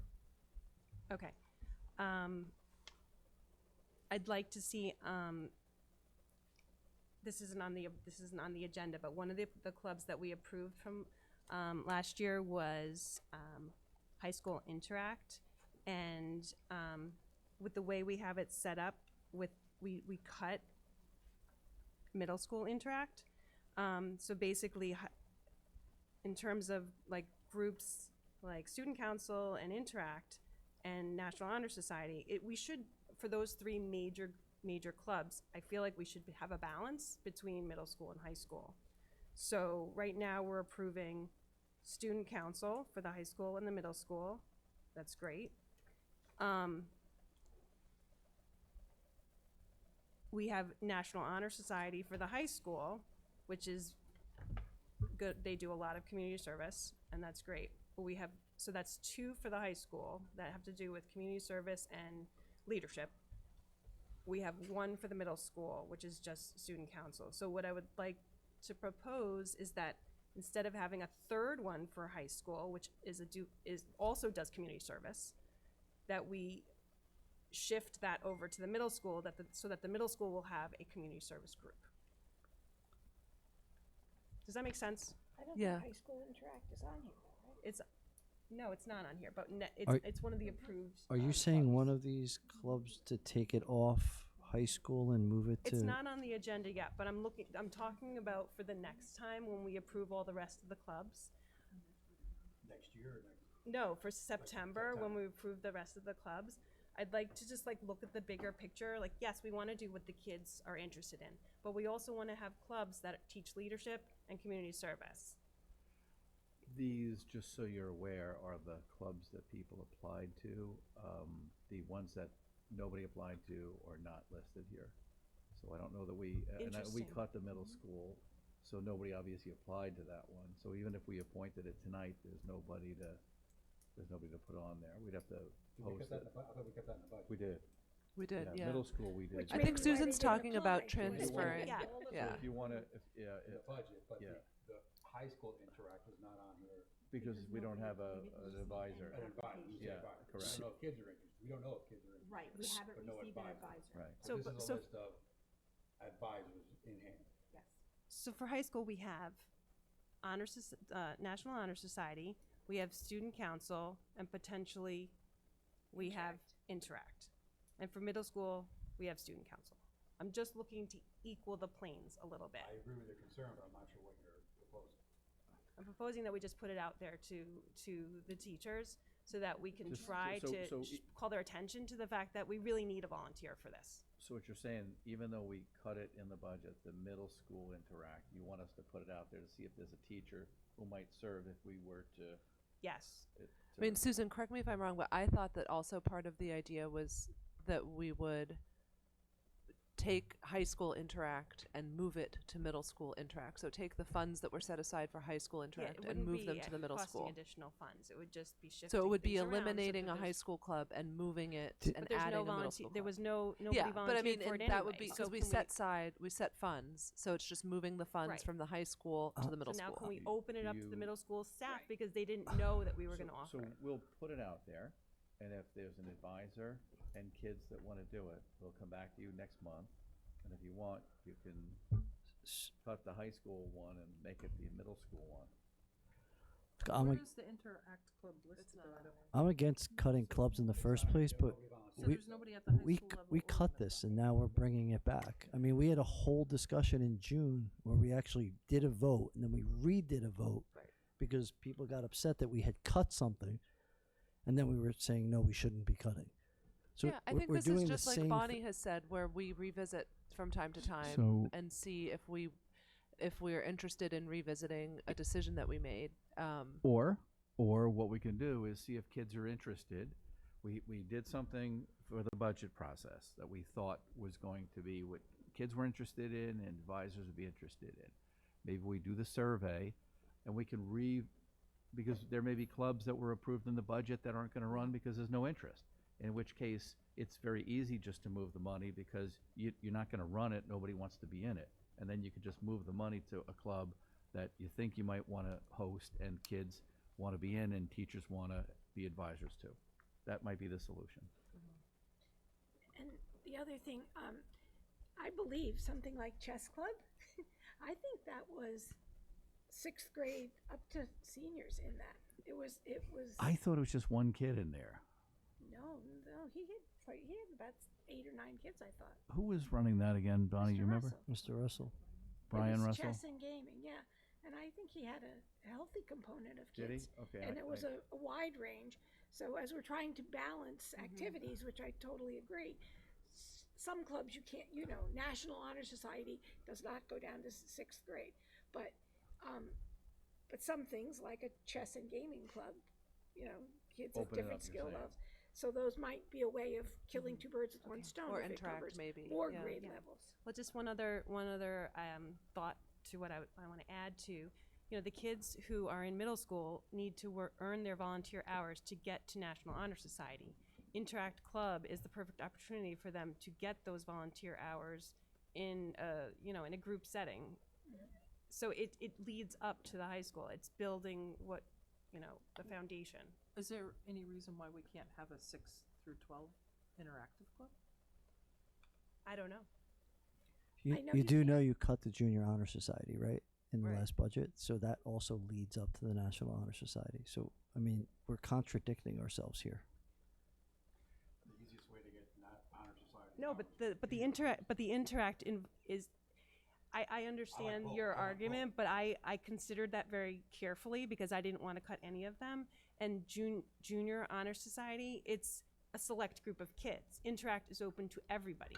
So if we are going to offer one versus the other, and National Junior Honor Society doesn't go on your transcript. So Interact would be the one that benefits the most students, which is what our philosophy is for sports. So why would we not do that for clubs as well? So the Safe School program that we started up again, right? We trained 2 people, and we had 2 Safe School ambassadors, right? That we trained up, right? We cut one of those, and now we're down to 1, which is TBD, right? Like that also was an opportunity for the kids at a young age to be able to participate too. So That's are we 6th. I mean, sorry, 6th through 12. so So that's a good one. Are we opening that up again as well? Well, it's on there. I'm kind of wondering why it's TBD because we only have 2 people who are trained. That's correct. So you can't pick are anybody. they choosing not to do it this I year? think that's the point with the TBT is that in both cases, the previous and this, there's no advisor that applied. No, I don't think That's I don't- alarming We to only me have two because people for why would they Safe volunteer Schools last year to Ambassador. do it and then knowing that it was a continual program? It wasn't something that we were starting up to just do for a year. That goes into our continuity Yeah. and having people from within being promoted. So we had 2 people do it last year. Those 2 people are still here, and neither one. Give a Do we little know? bit, Yeah. just If you because know I do have a little knowledge, just to If kind you of, know something, sure. we have 1 position, 2 people applied for the position. We try to notify the 2 people to come in to interview, to either share the position or, have could one split over it. the other. Yeah. And we haven't heard back from one, so we were just kind of waiting to give her the opportunity to, But doesn't So it's still maybe don't those roles go by seniority though? that I can't answer. If- I'm only answering from what Well, I you can know. answer for. So there is interest in it. There's interest in Great. that school. So it's just school. so it's one of the 2, and One of the 2, we just didn't want the one person not have the opportunity to. okay. I mean, to my knowledge, I thought that the senior most person would get that. And the one I can't answer. of those 2 was in that role last year? Yes, Both of them. both were. they both went through the training. You have to have training. You have to go through a training to be able to be qualified to run this. So both of them did that. They were both at the They training. were both at the Chris training. says only one went to the training. Only one that, of the 2, only one went to the training last year. I'm confused then. So I'm- someone I'm- applied for the position that didn't go to the training? That didn't go to the training last year. No, They would do it this year. I'm But 2 confused people too. did go to the We training don't have the last year. funds to do it this year, so it really can only be offered to the people who did it. Yeah, if last someone applied that doesn't have the training, they're eliminated because they don't have the training. Yes. But again, if some of our other clubs or activities are being cut because we don't Okay, have I an advisor. understand. I understand. Okay, so can we pull this for executive session, please? Yes, please.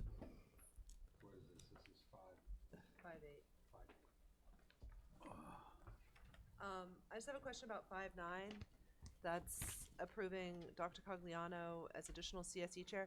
Does that appointment come with any additional funding, or is that a volunteer role? No additional funding. No additional funding. What? Not a volunteer? Okay. An part of the unfunded two. mandate, whatever. So Unfunded. I have a question on the word additional. So does that mean that we're going to assign a CSE chair at some point and he'll be an additional like the states? Yes, Okay, that's correct. thank you.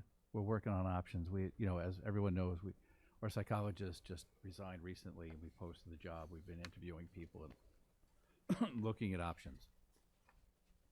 So when we do get a psychologist, we only had one CSE chair last year, right? Correct. What's the reasoning for having him stay on as an additional CSE chair when the psychologist role is filled? I'm assuming that they're the natural person to be the CSE chair. Maybe as a mentor? Is that what It it could be, it could be a mentor, just, it could be someone's out sick. It could be for a number of reasons why he would also serve in there. He's Okay. also got, he's one of the best out there, so we may also want to have him for extremely complex, complicated No, that makes sense. situations. Just wondering. Then there's no additional compensation for that, right? No additional compensation. Okay, I have a question. on 5. Oh, sorry. 11. So, in order to appoint an athletic director, do we have someone in mind? Because it's We're going to talk about that in exec session. Yeah, we need to pull 511 too. So I have a question before we pull You, it, 'cause you actually could approve all the others if you like. You could pull them out. Gary could pull them out if he chooses. Or if you want to do it all as one after exec, that's fine too. Whichever way you decide. It's getting yeah, confusing. it's fine. Let's just do it all as one. I just had one more question that we don't need executive session for about 511. So thank you for sending the job description of the webmaster, because this is a new kind of like a new shift. You know, last year we had the 3. And we have the PR duties that were outlined for how those, you know, jobs were gonna get handled by the 3 people. And now we're gonna just, basically, the webmaster position doesn't replace a single one of those people. Are you gonna just reconfigure the others? They're so that- reconfiguring how they're going to operate with Excellent. each other. Okay, Yeah, that's all. perfect. And, Just so that they can be clear, because some of the feedback I got last year was Who that does what? everybody was not clear on what they were supposed to do. Yeah. So if we could, you know, as a first year, we learned from our mistakes, right? So if we could just kind of use that to move yeah, in a I better asked Michelle to direction. work with the group and come Okay. up with a, because I've been inundated, so I That's great. didn't sit down and carve it out for each of them. So going back to that, Susan, you had mentioned having them do some work over the summer for next year. So do we have a system to kind of track the hours and the time that they're putting in this year to see if we need to adjust for next year? We hadn't, but we can. It might help, especially if we're considering, you know, maybe allotting more funds to this, if we could really get a better picture of like how much time they're Yeah. putting into this, because I would be supportive of giving more money towards this, so. Yeah, they it would put a be lot helpful of to just- time in, especially for the budget. I know they put a tremendous amount of time in for that. Anything else in the 5s? yeah, I want to pull 5.3, and I have a question on 5.10. So 5.10, I've looked and searched, and I can't find where we approved this counseling internship last year, and it says to extend the counseling internship. So, I thought that happened prior to my returning. so it should be on board docs, even if here or not here. You know about that I one? was not the district director at the time. Chris Oliver sent me an email asking me to get her board approved for an extension for another semester, and I put her on there from her email. I think I shared that with the board a couple of days ago in response to your email. Right, I was curious, did you find out anything else? It's not on board docs. Because I can't find it. The only thing I have is the email that I shared with you. So we should remove the extend, and we should do a motion to approve the counseling internship. That's a good point. And it's good that we're approving it now, so that we'll be Correct. squared away. Anything else in the 5s? So do I have a motion to approve all the 5s except for, Hold on, slow down. go ahead. What do you got? Go ahead. Except I for, have a question. Sure. I'm not sure if maybe this was discussed. I may have missed it. 511. We're pulling that for exec session. We something? Okay, then I'll ask we in can talk executive about session. tomorrow? Yeah, yeah. Okay. He's gonna say all the numbers that we're not pulling right now, and we're gonna vote on those. One more, I think. I do actually have one more. 5.2. Pulling your question. Question. Were there other, last year, were there other stack courses that we offered that we're not offering? Is this a reduction or an increase or the same amount of program that we're offering to? For those watching, there's 4 stack courses that we offer for the school year. Psych, statistics, and American politics, and AP language. I didn't have a chance to look this up myself, so I don't know if you know it off the top of your head. There were Yeah, there are only 4 this year, and as I was surprised that it's due to low enrollment, that we're only offering 4, and we're offering it General Psychology 101, Contemporary American Politics, AP Language, and AP Stats. So the other 4 that we had last year, there was limited enrollment. This year, that's what I understand, yeah. Which class are those AP classes or other classes? This is listed Those as are stack stack classes. Yeah, But those, the 4, what are the 4 that we no longer offering? I don't have that off the top of my head. I can get that for you. I'm just concerned. I can find it. That's like I can find it. I can look. often used as credit for freshmen in college. Like AP Yeah. calculus, is that missing from this? No, I don't think, I think anything that's gonna be here, they're gonna get AP credit for, and there weren't enough kids, in the class to offer a stack class. So, I know that I know that Miss Sobel she has like a system, and she says she alternates year for AP Stats and AP Calculus because you have to take one before the other or something like that. So Yeah. she works out the plan. But my question generally then is, that was just an example. What 4 classes are we not offering? I'm just interested in what there's no interest in by the students, or is it gonna screw up I'm trying. getting ahead in freshman year? Chris is looking it up. Okay, the classes we had last year, Contemporary American Politics 201, so they still have that. General Chemistry 171. I mean, it says Applied Calculus. I don't think that's on here. Statistics, That's on here. okay. Intro to Biology, Not. not. Academic Writing, That's on. Well, that's AP language, isn't it? Is it? I don't think so. the course is different. I don't know because the course number is not on here. This looks like a Writing 101 course. That's what this is. I assume that's what it should be. Adolescent Psychology Not on here. 208, Yeah, so it would be different one, general cycle 103. and then Intro to American Music 1, 2, 3, 4, 5, 6, 7, 8. So we've reduced our stack program I got from 9. by History, 1, 2. Cal, Bio, the writing class, and the intro to music, so we went from 9 to 4. 8. It's 8. They just swapped general psychology for adolescent psychology. Yes.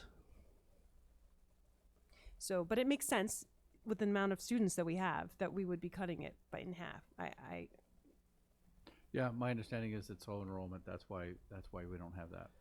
As far as the sciences, so there was no interest in biology or chemistry. Because I would think that's like, Well, That's a Gen stepping Chem stone. Is not the Regents Chem course, right? So Right, it's AP. Maybe we have students Yeah. that are just going into the Regents Chem instead of the Gen Chem. Because the Gen Chem, they're not going to take a read, right? They're not taking the Regents with Gen Chem. Well, these So are if Yeah, it was- if you these are just- stack classes. I You're can getting get 3 back to the credits board. for. I can send you an email explaining These are those. college level classes, Yeah, so you're getting just 3 send me the exact credits. questions you have, and I'll respond to those. But I think what you had mentioned that if there was one student interested in one of these classes that we're not offering, that there might be another option for that Yeah, student. we're looking at virtual, yeah. Like, I'm concerned about the kid who wants to be pre-med in college. Well, yeah, but there's a Yeah. solution that, Right. that we We're have. doing Maybe virtual. you want to No, share? No, we want to make sure the kids get what they want, but rather than allocating a teacher for one student, we're going to go virtual for that. So that would come up on the September Yeah. agenda? Yep. Okay. What do we call that program? Like what? To get a kid behind a computer to take. Oh, virtual classroom. But just yeah. virtual. Yeah, So it's virtual classroom through a or certain e-learning. That's what Yeah, e-learning or virtual classroom. and you'll get the same college credits that you would get for. Well, if it's an AP class, yeah, once you pass the AP exam, you're going to get college credit. Okay. Yeah. What about calculus? That's something that. That's one of the ones I think we're looking at for the virtual. Okay, so This that is will like be one an or two option. Kids, as far as I remember, I think it might have been one for that one, but I can get you the definite, numbers on those. Okay. Yeah. Because that's something that Right. that colleges are looking for. Well, yeah. Engineer, you're gonna want to have we wanna make calculus sure on the kids there. get what they want. That's why Yes. we're looking at the virtual, at the virtual classroom. And we've interviewed and analyzed a series of them, of different products that are out there. They're all offered through BOCES. Yeah, so I'm excited about that. I think that would be really great if I just want to make sure the timing is, if we Yeah. have to have a meeting to approve that before September so the students can get logged in We're- on we're first day of school, Yes, so I we're- would fully support We're that. also looking at that for credit recovery possibilities and also for homeschooling. Sometimes it's very hard to find a homeschool teacher. Yeah, and I think, the community has asked for us to look outside the box, and this is a great example of how we can do that for our kids. Sorry, what was the homeschooling thing? I'm sorry, that's when a kid is out for medical. Or up for a medical. Okay. But presumably we'll know, when you say we're looking into options for virtual, presumably we're gonna know the answer very soon Yep, we're gonna because pull the trigger soon. schedules are We going just out We soon. interviewed all of the vendors, and we're going to meet as a team and make a decision within the next week. Yep. Do the stack classes start? A lot of colleges start early, start at the end of August. Do they start before? Yeah, most of the classes that I'm apprised of are AP. That's so they'll get the AP credit. I'm just saying, like, if when you participate in a stack class, that's taught by one of our teachers? Yep. Okay, so it doesn't coincide with the college's actual schedule. Our teacher modifies it. Yeah. Do you think this is an update at the next meeting, or you think that's something that's going to go out to juniors and seniors directly through email, or how will that get Well, we can do both. communicated? Okay. Yeah. Okay, do you want to go through the numbers then? What are we voting on? Any other questions on the fives? Any other issues? Well, I guess this is just because this is sort of related. So we're talking about scheduling and getting nailing down final options. Do you have a sense of when parents and students can expect their schedule? Because what do we have, today's the 19th, school starts on the 1st. Do you have an idea about when they might be getting their schedule? I did. I know. I don't have it off the top of my head. We did discuss it, and they gave me a date. I just don't remember what it was. You remember, Chris? We did talk about it. I don't remember what the principals said. I can get that to you in email. Well, I mean, I think I would appreciate the information, but I think more than me, who doesn't have a high school student, I think the high school parents would probably appreciate it. So if there's a way that we could get it out to the high school parents, Yes, I of think course. that would be good. That's the goal. I mean, right, let them know when it's coming. Do you know, with the scheduling, was school tool reset? So do parents need to re-log in, or they can use their existing logins that they had last year? I don't know. I'll find I've never had to, it carries over. And I only say that because I know mine's not working, that's all. Well, that's because it's locked. So they can't even log in to the system, okay. Does it get locked over the summer? Mm-hmm. Okay.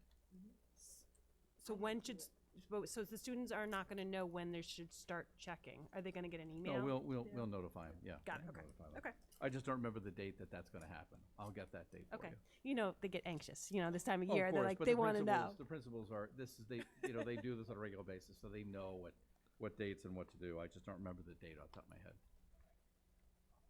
All right, I am moving forward if there's no objection. I'm looking for a motion and second to approve all the fives except for the four we pulled, which is 5.3, point 5, point 8, and point 11, and amending at the same time 5.10 to take out the word extend. Do I have a motion? So moved. Second? Second. Any further discussion? All those in favor? Aye. Aye. Aye. Motion carries. Now we're on to the sixes, my favorite section. I have a question on the sixes. Shoot. And this is for Louise.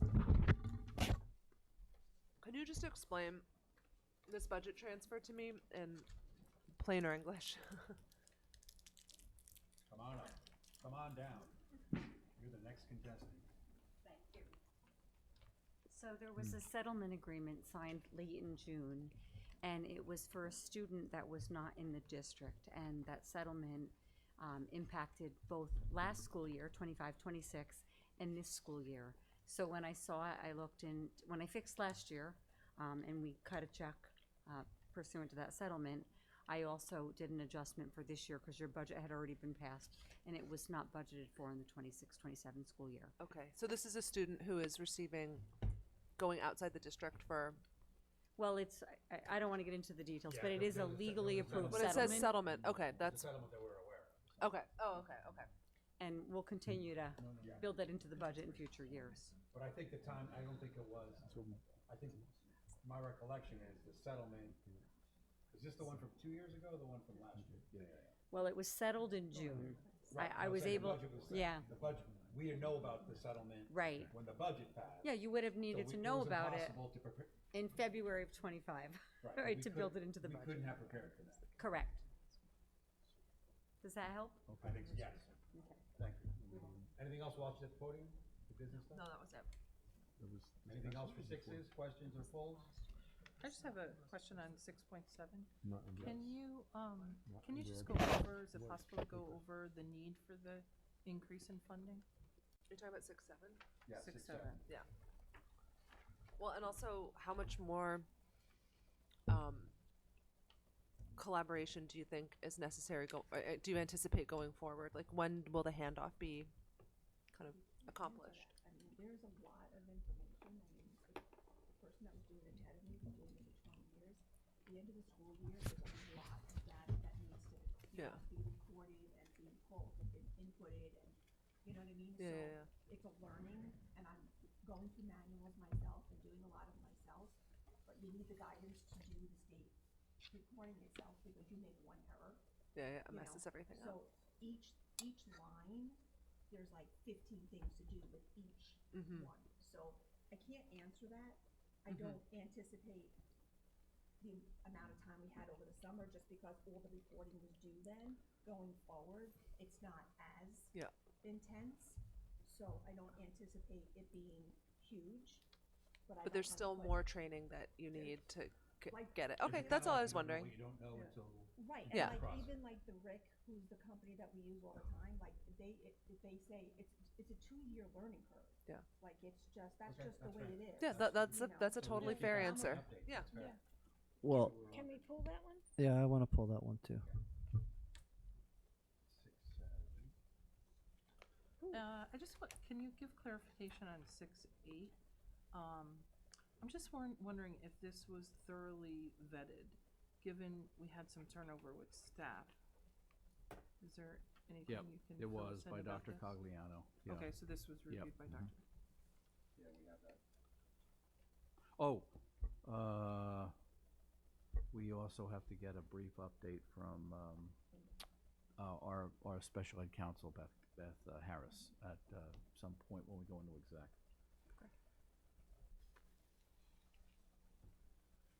Any other questions? So we only pulled 6, 7. Any other questions for the sixes? Yeah, Jeff, Louise answered all my questions. Perfect. Thank you. Thank you, Louise. All right. Do I have a motion to approve all the sixes but for 6, 7, which is now pulled? Someone say yes for the motion? So moved? Second? Second. Any further discussion? All those in favor? Aye. Motion carries. We're up to future agenda items, which is kind of like open to 7 and 8 are kind of old, new business ideas. Is there anything we haven't discussed yet that you want to discuss publicly before the exec session? Well, I mean, Jeff has said we're going to do some sort of survey of student interest on clubs and things like that, so that should be a future agenda item, because we need to get those off the ground as soon as possible, Yes, right? we'll strive to get that done for September. And also decide if something doesn't show any interest that we included in the budget, where do we want to move that? Correct. Okay. Gary, was there something that you were gonna share, from a conversation? I'm trying to recall. I'm trying to recall too. Yeah, let me see. I have notes everywhere. I know we were gonna have a stipend discussion. I don't know if that's September or in October. I don't know. I wasn't at the meeting when this was discussed. I'm just Oh, yeah, there's a repeating. couple things I had. Let me see, that's one.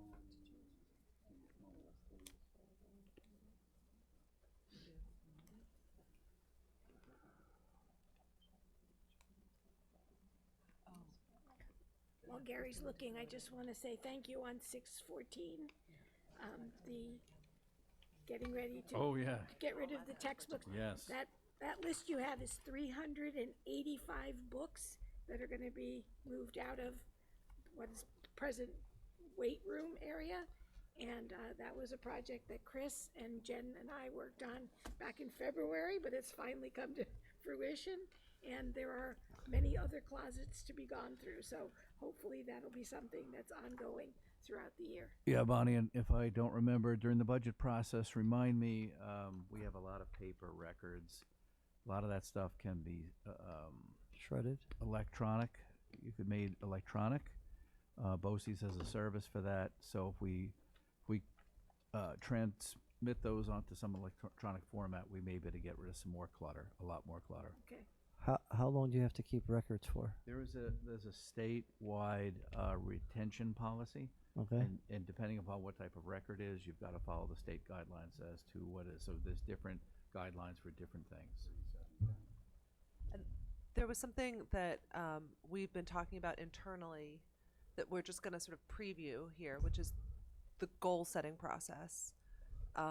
There's a number of different kinds of goals that we need to set, but we were talking about setting. We eventually collaboratively will set district goals. Jeff will have superintendent goals. The board will have board goals, but 5-year plan. a 5-year plan, various things. But just wanted to let the public know that that process is happening. And so if people have ideas and want to share them with the board, please do. If there's goals that you think need to be under consideration, obviously can't promise that anything will make it onto a final list, but we want to solicit community members that have made it this far into the meeting. Please, you must care enough. Hopefully you have an idea for a goal. Please send it along. Yeah.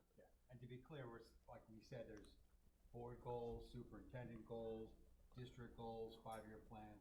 Those are all different things, and really none of them can be exhaustive. You can't have 114 goals, so that's what we're going to discuss. And we started some side discussions, including myself, and several of the goals that are being bantied about to make the final lists are actually very relevant for things. Like my one thing is going to be continuity and hiring people earlier, and so there's less last minute turnover. But that's just one idea. All board members have different ideas, but if the public has ideas, now is the time. So Bronwyn said it just now, but I implore people that if you have ideas of what any of those goals should be, talk to us now, because we'll consider it, and hopefully, if it's a good idea, it'll make the final cut. Can I ask another question, Jeff? Sure. The annual inventory list that's supposed to be done by the principals on an annual basis. Do we know if that was actually done this year? I know it wasn't done last year. I don't know. You mean you're talking about textbooks? Yes. Yeah. We're supposed to do that They were once supposed annually. to do that. Yeah. I don't know if we got an inventory or not. Did they share that with you, Bonnie? So the form that I submitted to you was the last 2 pages of a packet that Matt printed out. The other pages were by department, each teacher's name, and it had spaces for them to put almost the same columns of information about the books that they had and whether they were using them or not. And, but that wasn't my purpose. We'd already counted those books. So Matt does have a spreadsheet on that. I don't know how you Oh, want he to does? handle it. Okay, good. Yeah. So we do have an Well, it was inventory.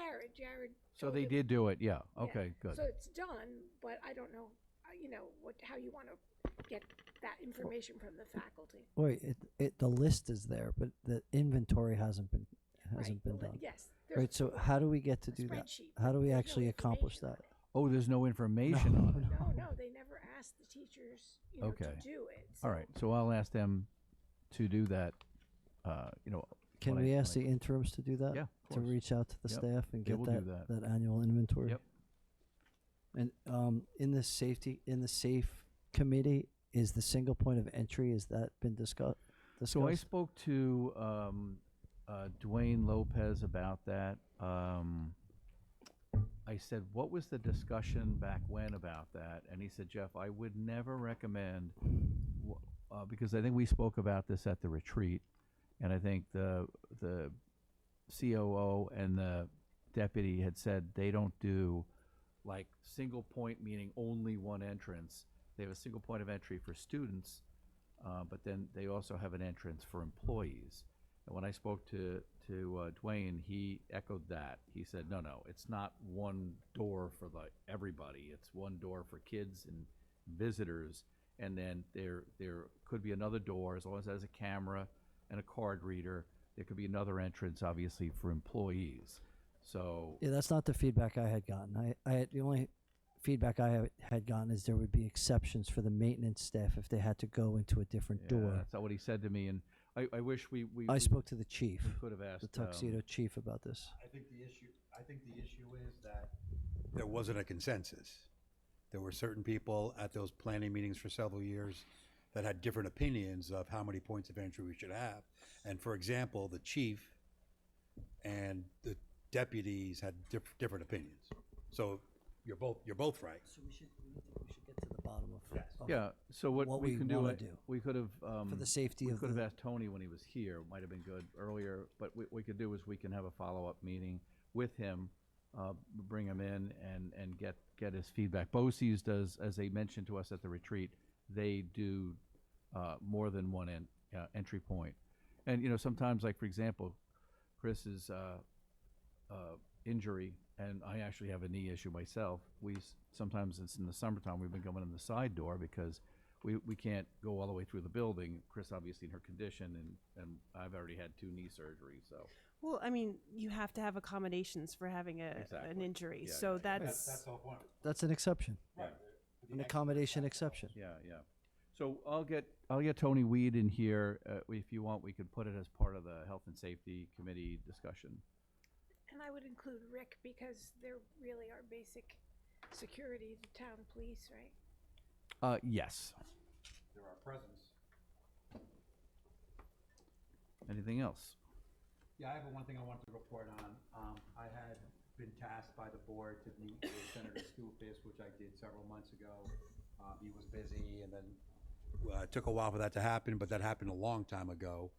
And the goal was that he was interested in perhaps using some of our taxpayer monies to come back to our district for a study. And there was a group called Hudson Valley Pattern for Progress. They've been around for 61 years, and they do all kinds of studies and reports and can kind of figure out what's good for the Hudson Valley and whatever they're tasked to do. And he had selected them to perhaps do some type of like study of where we are with demographics, et cetera. We had asked a long time ago if that money could be used for anything else, and the senator's office told us, like, no, it's like this or nothing. So I was tasked with meeting with him, and I met with him and his chief of staff. And then sometime later, I met with the people, the 2 head people from Hudson Valley Patterns for Progress. They were very interesting people to meet. The executive director was brand new, and so that meeting got delayed because she's like, I want to get, see what's going on here, but they have a new director. When I met with them, I was kind of flabbergasted because they knew the facts of our district and Lennar and our history and our numbers and our size. They kind of knew the facts, so I didn't have to do much presentation other than confirm the facts that they already learned and knew about us. And then I was flabbergasted when, against their own interest, they said, it makes no sense to do this study. You need to have 1, 2, probably 3 years of this development being opened up, people moving in, see what you got. Maybe in 3 years, come back, we'll do a study, but then that study would take a year or two. So you're looking at like 4, 5, 6 years down the road for results of any study that you would benefit from, to have information we can actually utilize. Maybe a little bit on the shy side if, you know, we started it, if the place filled up quickly, but I don't think that's really the plan, and they kind of even knew that. So I thanked them, and then the issue was simply I asked Senator Skoufis if anyway they could hold that money, even though I realized that was a long shot, and he said no, it's kind of like, not in a negative way, but kind of like a slush fund. It's got to get used this year or it's gone. So whether funds would exist wherever the state senator is in 3, 4, or 5 years, we can revisit that, but that's an update of that task that I was asked to do. So thanks was it, for, oh, go ahead.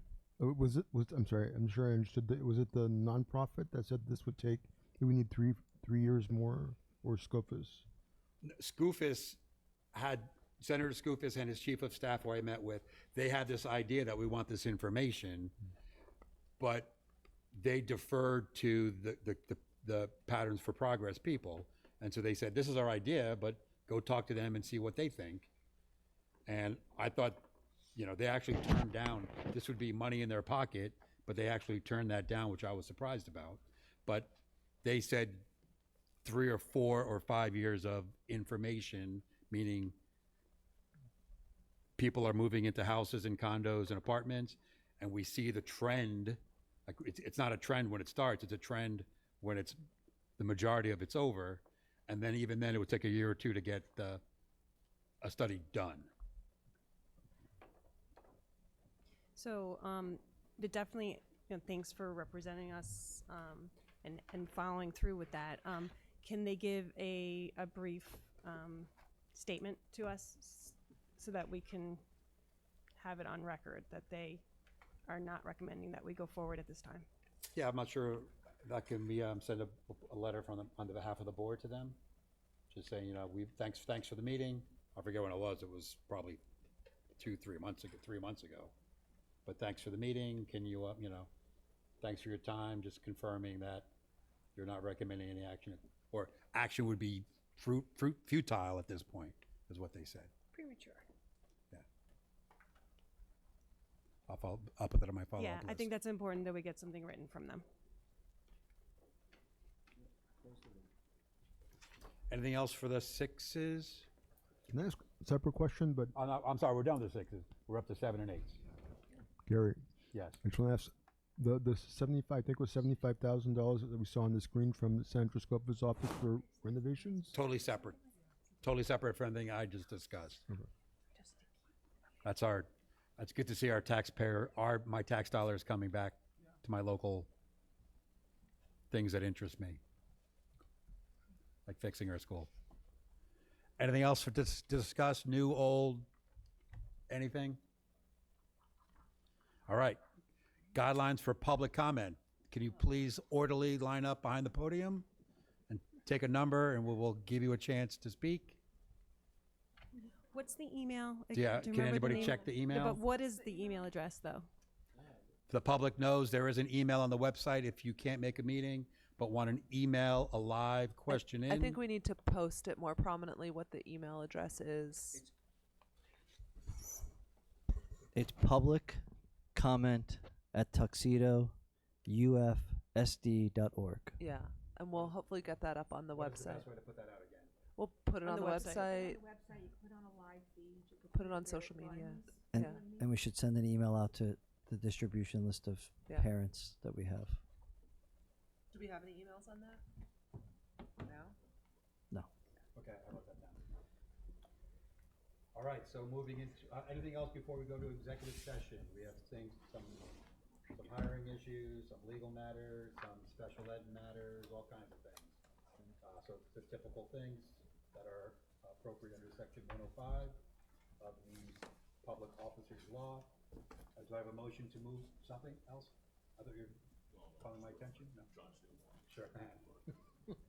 Do I have a motion to move into executive session? I do expect action when we return. So moved. Second? Second. All those in favor? Aye. Is it Aye. possible, because I'm gonna probably need some assistance with Chris, because she's helping with personnel items, and some of these things are personnel items. Can we have the exec here and maybe ask the three folks that aren't part of the meeting? Well, we have a new location anyway, so it's closer. Where's that? We're gonna go to the teachers' faculty lounge right there. Okay, can you quiet. make it over there? It's quiet, and the chairs are for adults. Is it warmer? I think it is. Okay. Freezing here.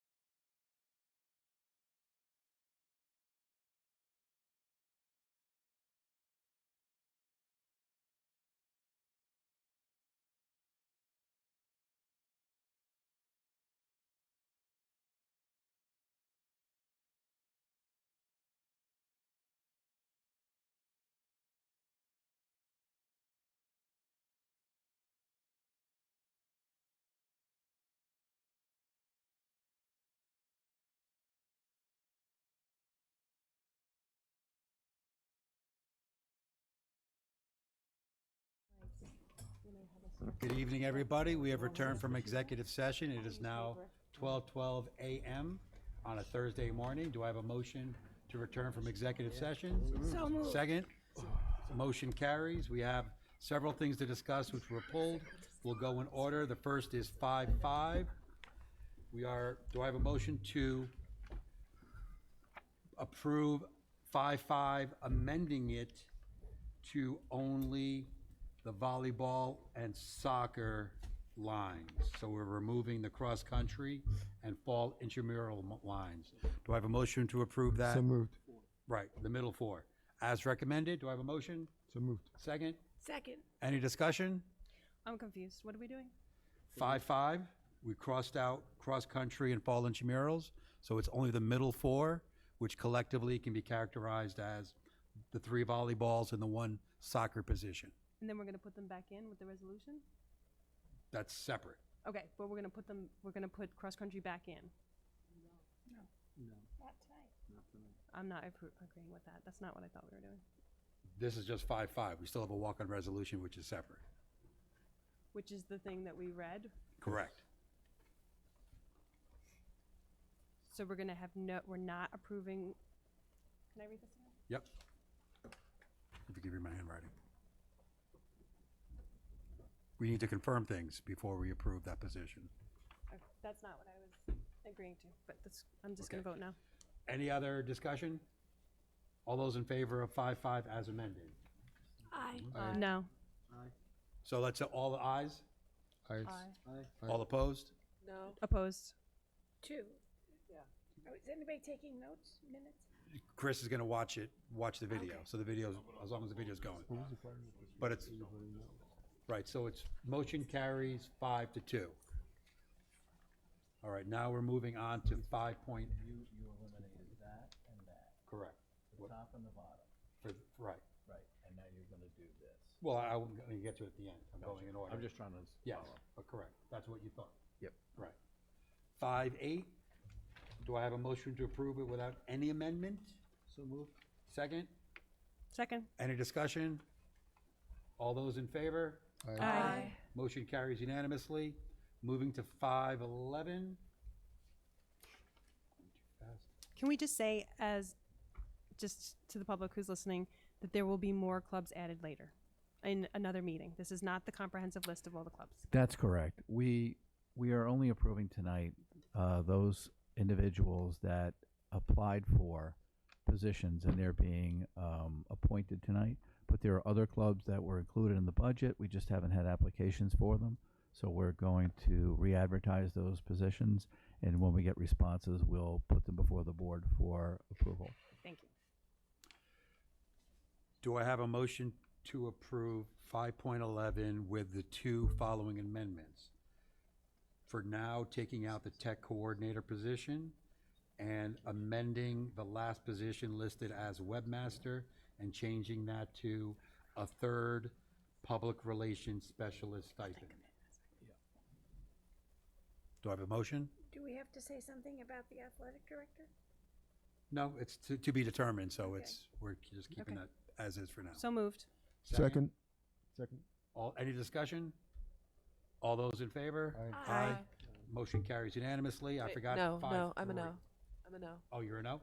So that's 6-1. I'm sorry, for later minutes, that was 6-1 with Braun with a no. Got to go back to 5-3. Sorry, I went out of order. That one is, Jeff, you're going to describe a little bit about that. That's the food service workers. Yes. What's going on with that? We have our cook right now is going to be on vacation. So we are appointing our, a retiree, Joanne Martin, and also Jayla Capellan. We did that before the agenda was created, before the position was closed on OLAS. We're still going to interview whoever was on there. However, we need to cover those positions while someone's out on a vacation, so that's why we're approving them right now. So I need a motion to approve this list as listed in the agenda with no amendments. So moved. Second? Any discussion? All those in favor? Aye. Motion carries unanimously. I now have, want to ask the board to consider 2 walk-on resolutions. Oh, I'm sorry, 6-7. Yep, thank you.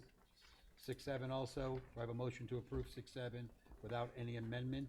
And that is additional funding for the data consultant for an additional $4,500. So moved. Second. Any discussion? All those in favor? Aye. Opposed? No. And I'm abstaining, so that's 5-1 for the people doing the minutes later. Motion carries. Now we have 2 walk-on resolutions. Do I have a motion and a second to add the walk-on resolution that talks about the athletic director position? Do I have a motion? So moved. Second? Second. All those in favor? Aye. Aye. Aye. Motion carries. So now do I have a motion to actually vote on this resolution, which reads as follows. Motion to approve personnel instructional amendments / addition as presented. Be it resolved, the Board of Education, upon superintendent's recommendation, 1, appoint William Brunner as physical education director, and 2, approve Marco Margado as interim athletic director at an hourly rate of $70 per hour to expire no later than October 1st, 2026, and with a cap of $2,000. So moved. Is there a second? Second. Any discussion? All those in favor? Aye. Aye. Opposed? No. Abstentions? So the motion carries 5-4 with 2 abstentions, me and Yeah. Chris. Can I just say that my vote is not a reflection of my opinion of any person here. It's a reflection of what I consider would prefer to have a little bit more information a little sooner. I don't feel prepared to vote on it. So I want it to be seen as if it's a reflection on my personal opinion of anybody. Well, I that's think included. that's the reason for my abstention. Yeah, yeah. Right. So maybe I should have abstained. I don't know the difference between abstain and vote after It doesn't make a after difference. If you wanna midnight. change it, you can, but, Yeah. But if It's you the have same. that It's the same outcome. Okay. And finally, a second walk-on resolution. Do I have a motion and second to add this to the agenda? And it's the one involving the special ed teacher. Motion? So moved. Second? No discussion, so all those in favor? Aye. So the motion is to approve personnel instructional appointments as presented. Be it resolved, the Board of Education, upon superintendent's recommendation, appoint Lauren Velton, effective 8/26/26, to a 4-year probationary appointment from September 1st, 26 to September 1st, 2030, in the elementary special education tenure area to serve as an elementary special ed teacher at the George Grant Mason Elementary School at the annual contractual salary of $101,027, MA plus 30 / step 9. This position is pending personnel clearances. Do I have a motion and second to approve this matter? Second? Second. Any discussion? All those in favor? Aye. Motion carries. Any other business? Yes. Motion to, oh, yes. I Okay. just want to go back to that item. Which one? hold on. 5-5? Yes. And I just want to clarify that that by I guess the right term is amending, the item to remove the boys and girls varsity cross country does not mean that we are not going to be approving it in the future. It just means we don't have a coach tonight. Correct, but that does not mean we are Correct. taking it off the table for and they, In fact, we- kids who are interested We'll in run it the are still program. going to get to be on Yeah, it. we expect to have a cross-country team. We're unsure tonight who the coach is. Hopefully that will be resolved imminently. Thank you. Anything else? Thank you. Motion to adjourn, second. All those in favor? Aye. Motion carries.